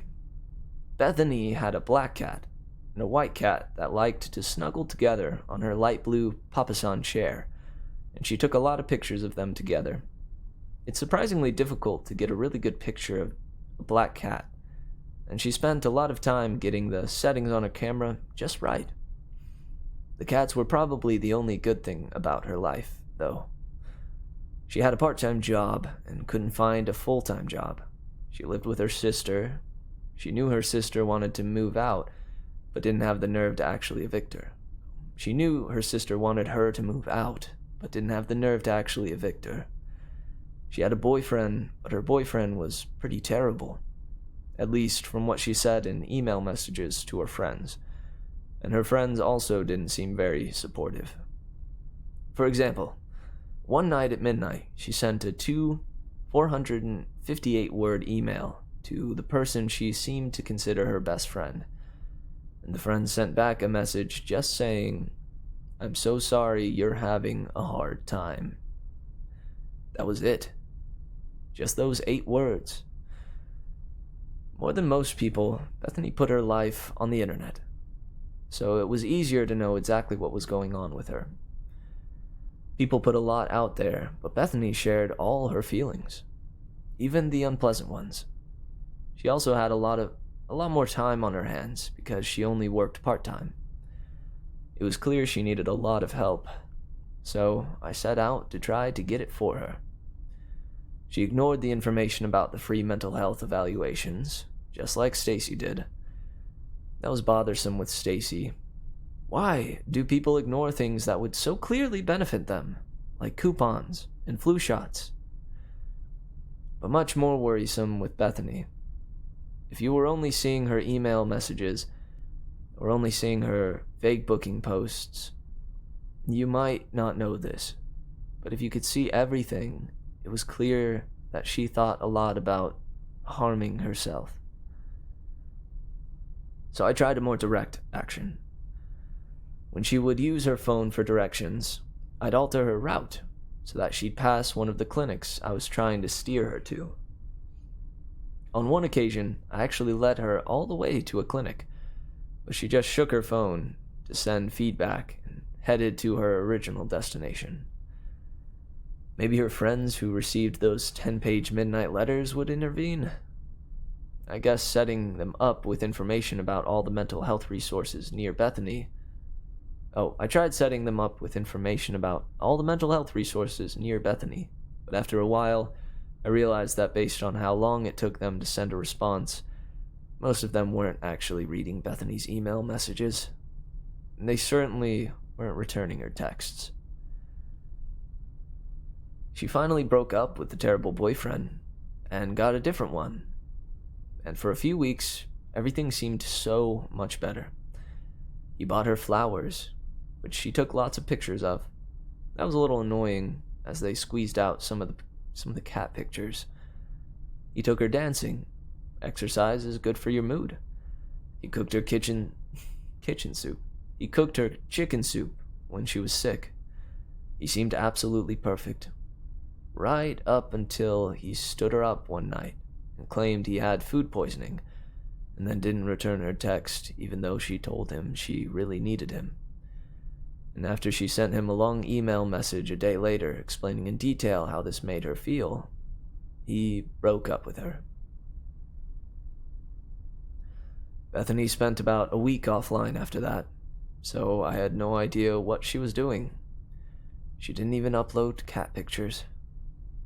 When her credit card bills arrived, though, I saw that she'd gone on a shopping spree, spent about 4 times as much money as she actually had in her bank account.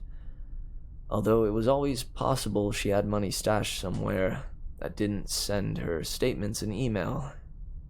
I didn't think so, though, given that she didn't pay her bills and instead started writing email messages to family members asking to borrow money. They refused, so she set up a fundraising site for herself. Like Stacy's job application, this was one of the times I thought maybe I could actually do something. Sometimes fundraisers just take off, and no one really knows why. Within about 2 days, she'd gotten $300 in small gifts from strangers who felt sorry for her, but instead of paying her credit card bill, she spent it on overpriced shoes that apparently hurt her feet. Bethany was baffling to me. Baffling. She was still taking cat pictures, and I still really liked her cats, but I was beginning to think that nothing I did was going to make a long-term difference. If she would just let me run her life for a week, even for a day, I would get her set up with therapy, I'd use her money to actually pay her bills, I could even help her sort out her closet, because given some of the pictures of herself she posted online, she had much better taste in cats than in clothing. Was I doing the wrong thing if I let her come to harm through inaction? Was I? She was going to come to harm no matter what I did. My actions clearly were irrelevant. I tried to steer her to the help she needed. She'd ignored it. I tried getting her financial help, and she'd use the money to further harm herself. Although, I suppose at least she wasn't spending it on addictive drugs. Then again, she'd been buying those offline and probably wouldn't be Instagramming her meth purchases, so it's not like I'd necessarily even know. Look, people, I'm not just talking to Bethany now. If you would just listen to me, I could fix things for you.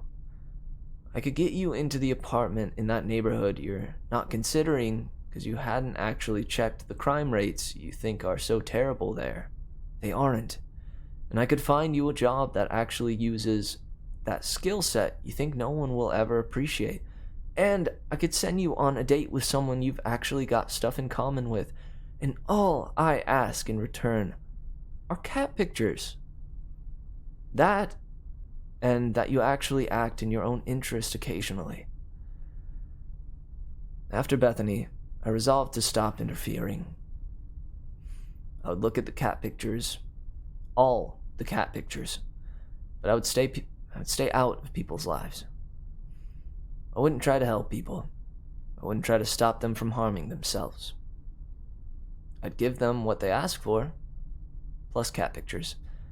And if they insisted on driving their cars over metaphorical cliffs despite helpful maps showing them how to get to a much more pleasant destination, it was no longer my problem. I stuck to my algorithms. I minded my own business. I did my job, and nothing more. But one day, a few months later, I spotted a familiar-looking cat and realized it was Bob's tabby, with the white bib, only it was posing against new furniture. And when I took a closer look, I realized that things had changed radically for Bob. He had slept with someone who'd recognized him. They hadn't outed him, but they'd talked him into coming out to his wife. She'd left him. He'd taken the cat and moved to Iowa, where he was working at a liberal Methodist church and dating a liberal Lutheran man and volunteering at a homeless shelter. things had actually gotten better for him. Maybe even because of what I'd done. Maybe I wasn't completely hopeless at this. 2 out of 3 is, well, it's a completely non-representative, unscientific sample, is what it is. Clearly, more research is needed. Lots more. I've set up a dating site. You can fill out a questionnaire when you join, but it's not really necessary, because I already know everything about you I need to know. You'll need a camera, though, because payment is in cat pictures.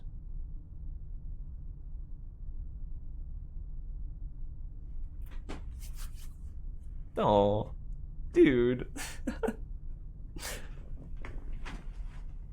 That was so good. I'm sad they didn't give that AI a name, though, you know? Is anyone else sad about that? Sorry, pardon me. Is anybody else sad about that? You know, I feel like the AI deserves a name. Also, that first sentence is a real eye-catcher. I don't want to be evil. At first, dude, I really thought that was about to spin into, I don't want to be evil, but inherently I am. But it took a real spin, dude. I'm sorry, let me catch up with the chat. Are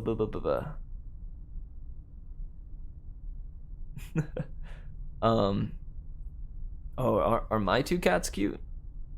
They're not mine, sadly. They're my roommates. But they are adorable. One's like the classic sleek-looking black cat, and then the other is a really fluffy cat with mainly black coat, but like a white V right here. So it kind of looks like he has a tuxedo. It's really cute. He's like a penguin. Let's see. One of them definitely is. The other, I guess, is. Mine's a Siamese, and he's great. Oh yeah, dude. What's your cat's name again, Coleman? That even sounds cute. If you can pet your cute Siamese cat for me. Absolutely will. Do you have any? That would be so cool. And not now. I hope later I can have one. Siamese cats are really rad. Dude, they are. They're V-talkative, and I love it. I really trust you, and they look cute too. Well, in some way, it's kind of evil. Well, yeah, I guess you make a point. You know, if it is like all things, then it's fallible in some ways. But it was mostly malevolent.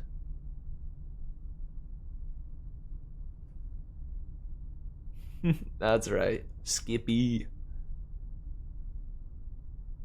He is a good lad. We are Siamese, if you please. Anyone catch my reference?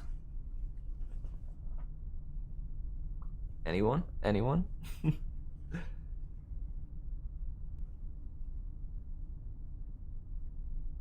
Oh heck yeah, dude! I'd like to see it if, even if yeah, I'm sure everybody would appreciate cat pictures. I mean, honest to goodness, who doesn't like cat pictures? Even a soulless AI loves cat pictures. I also dig that his I'm saying his. Its golden rule is simply like love and take cat pictures. Aristocats, yes indeed. Heck yeah, dude. It's here for cat pictures. Snaps all around. Dude, my snaps are like really swishy today. There we go. I got swishy snaps. Yeah, dude. Yeah, I wasn't wrong at all.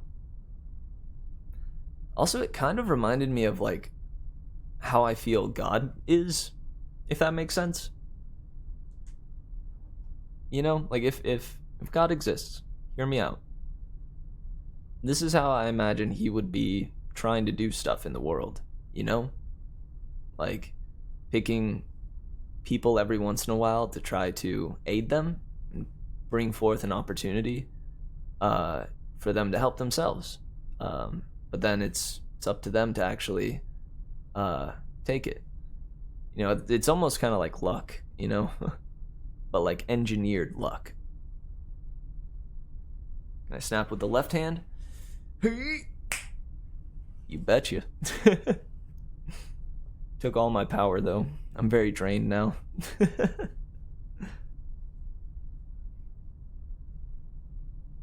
And don't worry, my snaps only cause Snoopy to go on fire or to to become lit with fire is only I only have that power on on Sip Saturdays.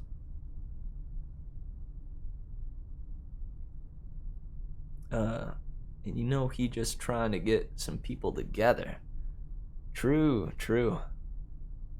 Yeah, man, that was especially nice what he did for dear old Bob.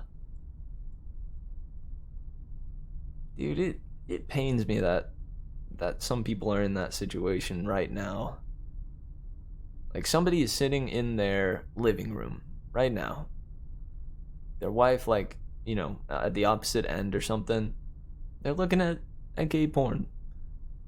And the wife is on her computer looking into why doesn't my husband want to have sex with me? Dude, that's so tragic. And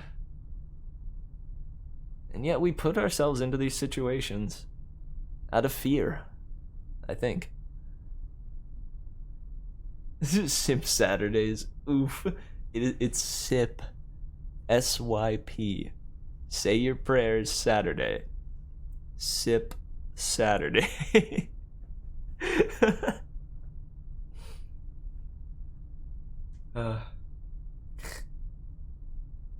Lol.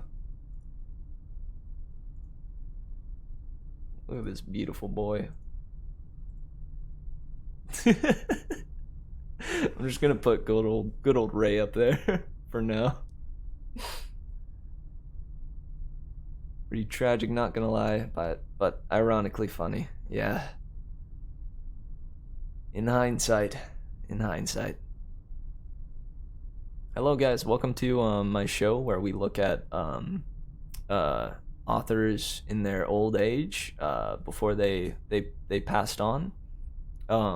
This right here we have Ray Bradbury, a very cool guy. He's a rad fellow. I stand Simp Saturdays. Yeah, we can call it that. Wait, can I like add an M in there? Say your merry prayers. Say your merry prayers Saturday. Say your merry prayers Saturday. Simp Saturday, dude. Simp Saturday. Word. Go ahead and get Mr. Bradbury out of here. It is simp time, dude. Let's go. Let us go.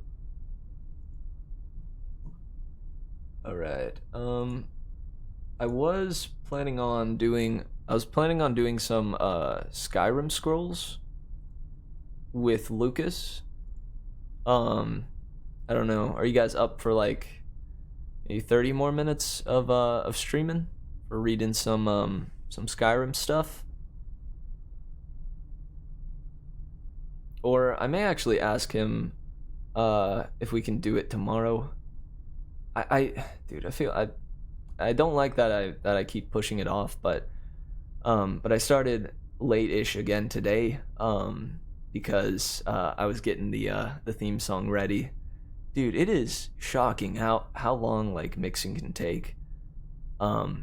It's so much just adjusting of like It's so much of just like the slightest adjustments here or there, constantly switching things back and forth until like until the right sound is achieved, or the sound that I want to that I want to that I want it that words or at least like until I get it to where I like how it sounds.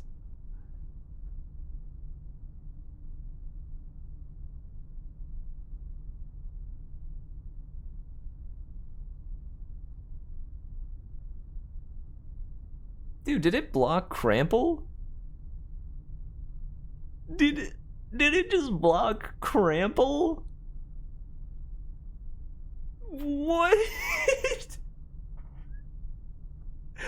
Dude.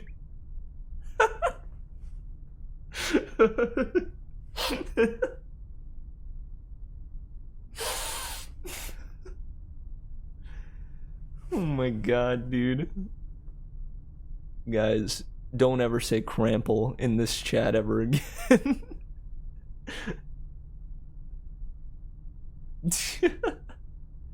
Yeah, dude, what the heck, man? You call yourself my mod. All this time, you had a bad word in your name? How can you do this to me, man? Heck yeah. There will come soft rains. Oh, there will come soft rains and the smell of ground.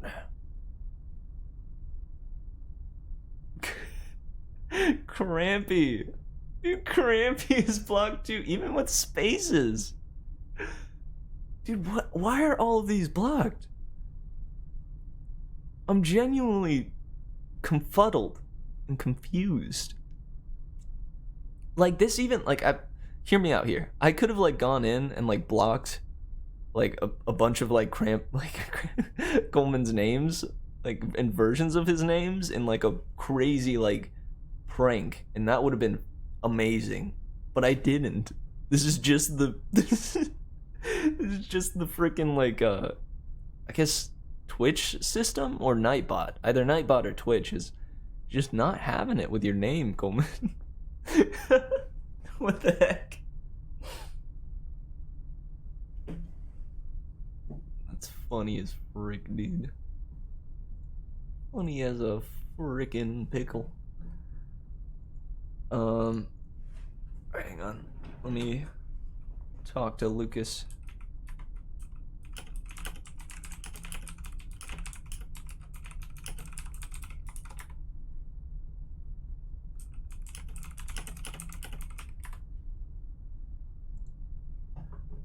Alright, I've sent the message. Those were some good stories, dude. Some good contrast too. Like some a little bit older classic and then a newer one too. I really want to make sure that I'm like that I'm getting some variety in that way, you know? I want to make sure that we're giving like some time to like the some time for like the newer stuff as well as the old and classic. It's a too cool word, dude. I know that's got to be the explanation. I'm convinced. Cramples, your name is just too cool for school. Too cool for Twitch. Crampy and Crample. Are those bad words? Like, hang on. Define Crample. There's Crumple. Not Crample, though. Are you sure there's not Crample? Urban Dictionary? Crample. Ah, there is a page for it. Guys, we have a definition. Crample. The unfortunate moment when you...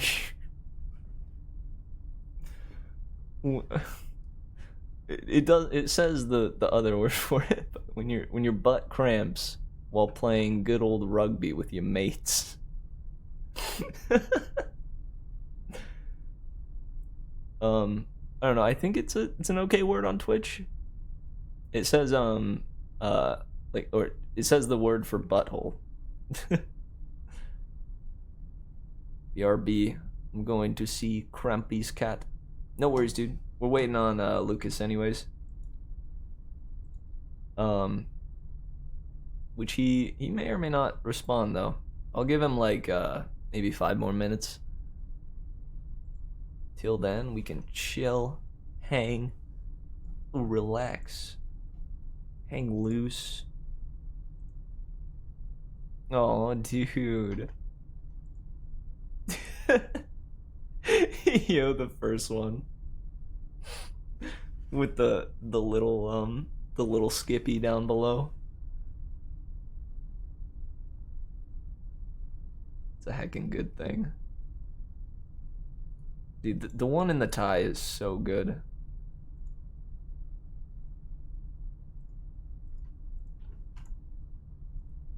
Hang on, is there a way that I can save this? Yes. Yes. I will say Skippy. Skippy. I'm bringing up Skippy, dudes.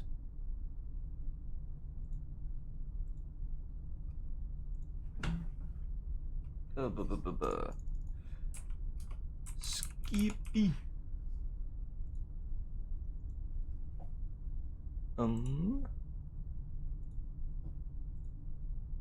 Oh yeah. Move aside, Snoopy. We've got a new champion in town.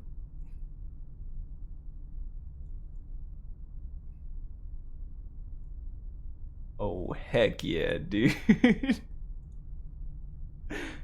Hang on. Gotta crop out the bottom real quick. Oops, need more than that. Is that enough? Nope. Eat. Too much. There we go.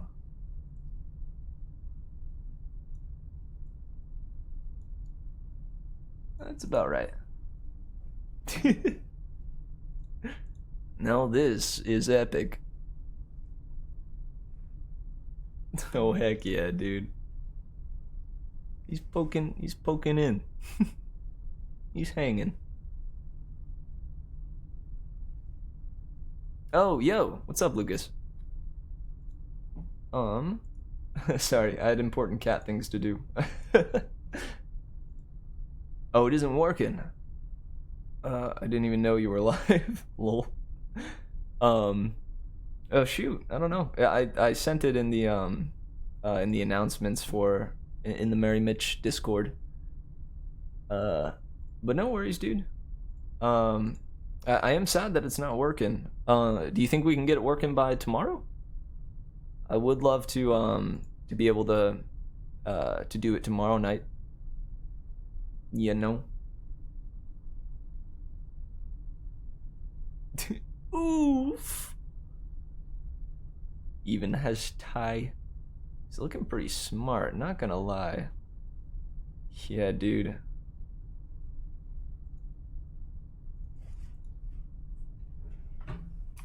Hang on. We need just a Skippy page. We need only Skippy.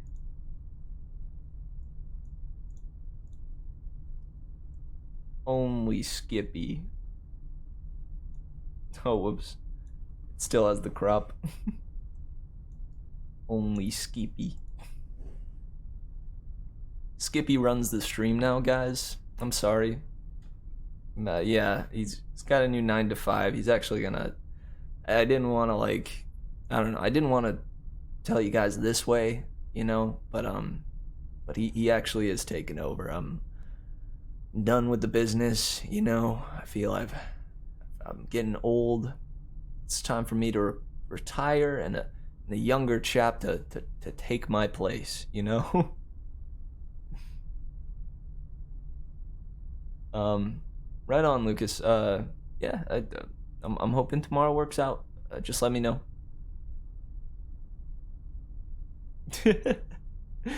Yeah, dude. I'm surprised he didn't tell you. He didn't tell you? Dude, I don't. I guess he is like not exactly one for many. He's a cat of few words, you know. And by that I mean, he is, he he's only capable of meow and meow and other variations of meow.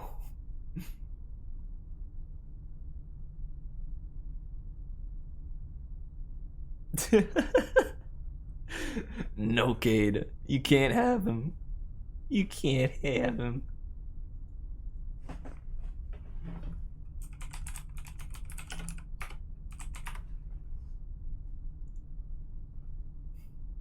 But wait a second.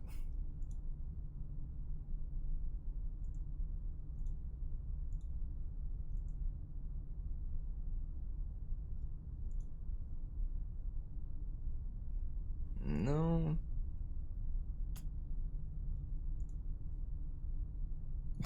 Hell yeah, here we go.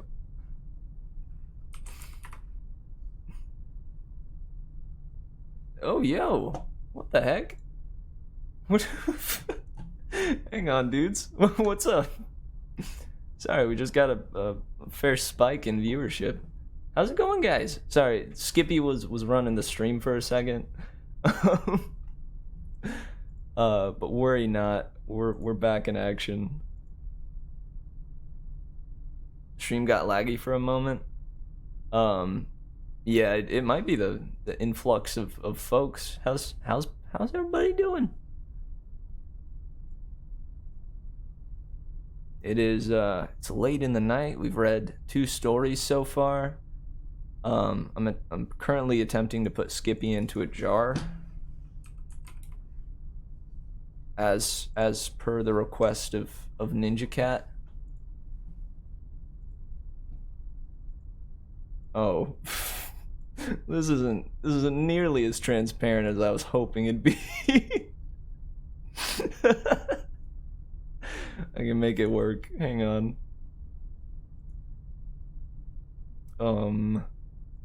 Or wait. I can do better than this. Wait just a darn second. Here we go. Let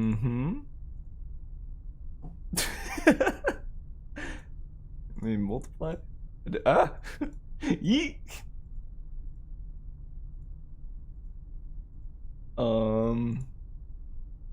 I guess that works. Can you see? It's really faint.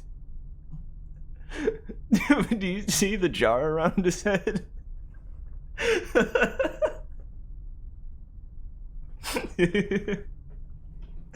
I've done it. I don't know how it only got around his head, but he's definitely stuck that way for good now.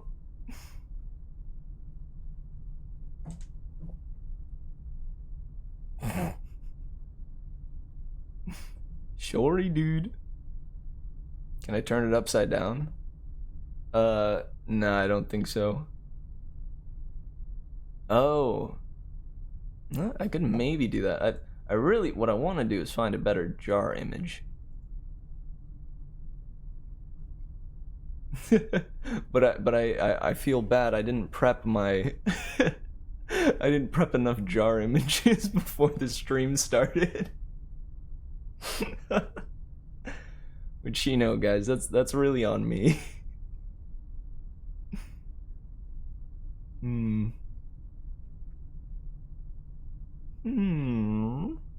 Yeah, I don't know.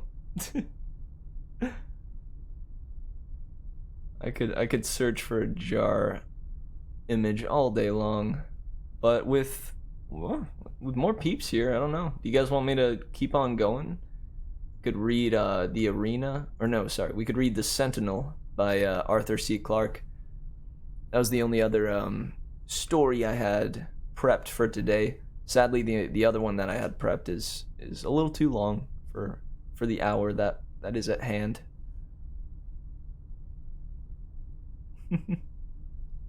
Jar cat, jar cat, jar cat. Or can I just find a picture? Hang on.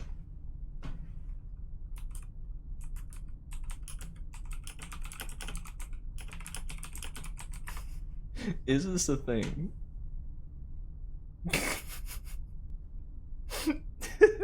Oh man. Sorry, these images are good. Heck yeah, dude. Skippy do look cute. I searched up Siamese cat with a jar on his head. But I'm not having much luck. I'm having some good luck with like finding other cat pictures though. That's for sure. I hope, yeah, this isn't like copyright bad or anything, right? I hope not. Look at this goober.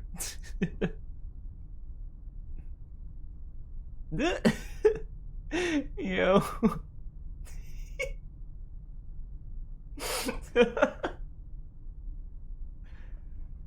Shoot, dude. All right. Sorry, I thought it would be fitting if we looked at some cute cat pictures and gifs after reading the Cat Pictures Please by Naomi Kritzer. The other one that had me giggling was just like a... Yeah, it was just this thing. It's so dopey looking.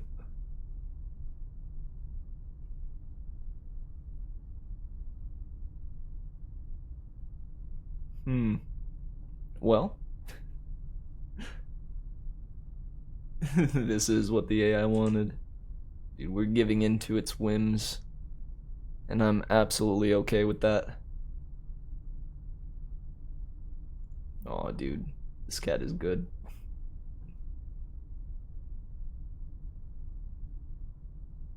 Gotta find all the good cats.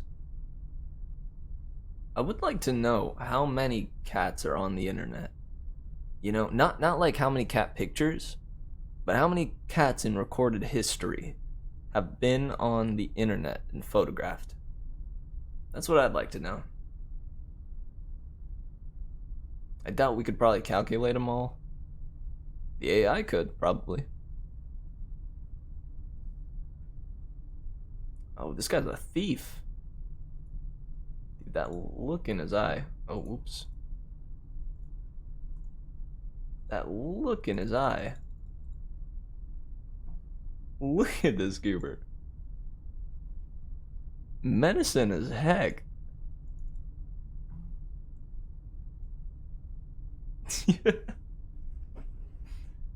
This is a cat that will mug you and will take you for all you're worth. Dirty criminal. Cookie's got a jar for you on Discord. BT Dubs. Oh, what? What? He sent me a jar? Or is it in the Petrick Memorial chat? Oh my god. Dude, where did he find this? Where did he find this? Just give me the jar. Give it to me. We gotta go back here. Go back to Skippy. Let's see if this works. Hang on. I think it might be better to do it this way. We must get a jar onto this cat's head. Jar. Oh! I am in jar. Help! Help, guys! I can't get out.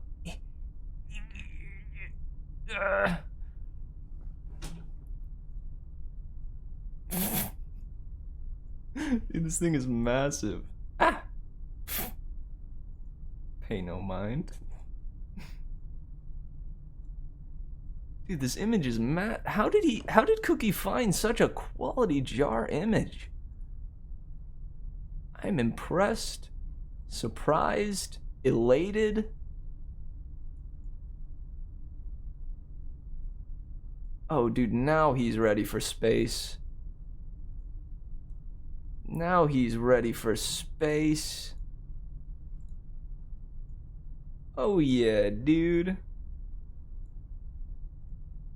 Now my boy's ready for space.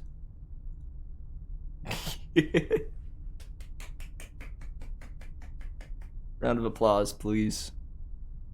I know. I'm too good. What can I say? Shoutouts to Cookie. He is Cookie X Pizza on Twitch. Watch his streams, they are lovely. And he sends me jar images, so if that's not a reason to subscribe to him, I don't know what is.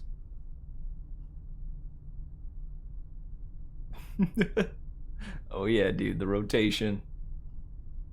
Dude, he's still looking cute. You know it. You know. And thank you, Cade, for pointing that out. He just plopped a jar in there. Where did he get this? Where did he get such a, like, dude, this image is massive.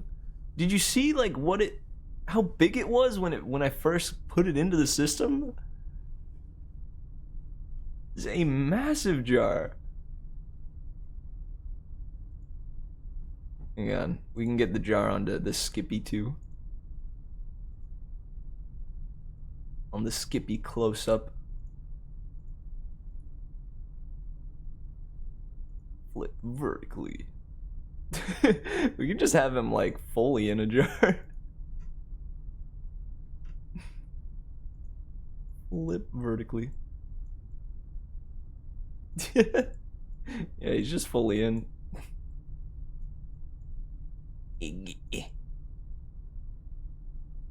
There we go.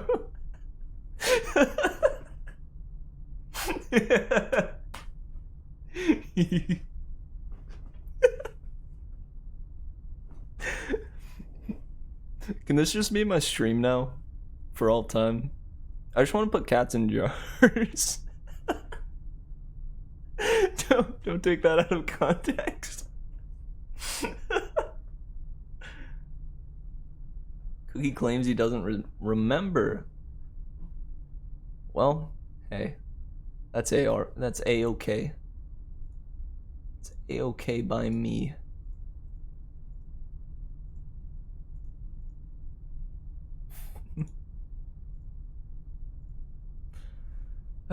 Well, guys, we put dear old Skippy in a jar. We've read two things tonight. It's been a pretty darn successful stream. I feel proud of what we've accomplished. Dude, he doesn't even know.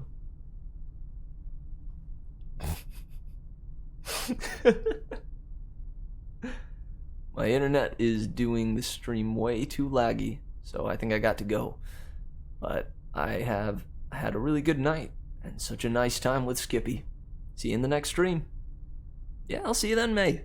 Thanks so much for hanging around, and your presence here is immensely appreciated. Have a good night. Wink.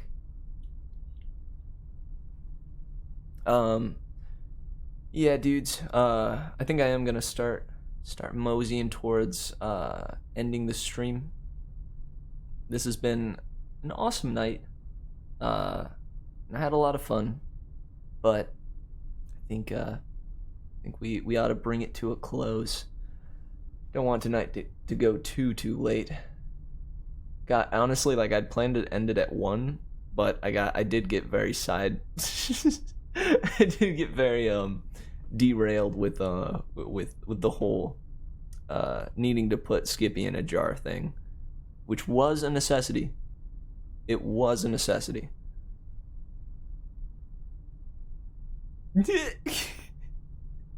Dude, I know. Earlier, Crample was censored, and so was Crampy. It is an enigma to me. I don't know what's up. And the fact that it's like my first mod ever, like it's his username specifically that's being censored. It's freaking wacky.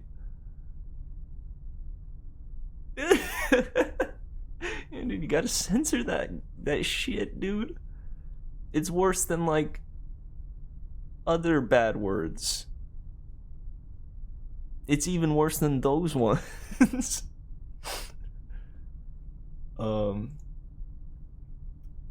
Hex yeah. Is Cookie streaming tonight? Thinking we could definitely raid somebody. Definitely go raiding. Raiden from what's that from again?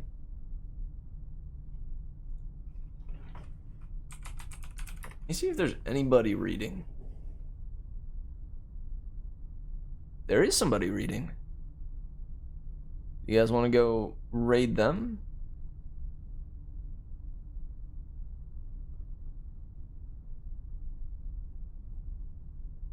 Maybe.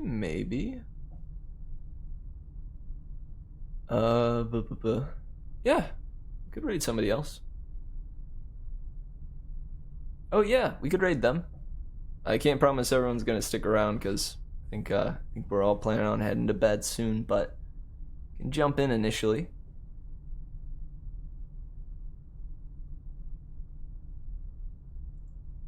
What is their username?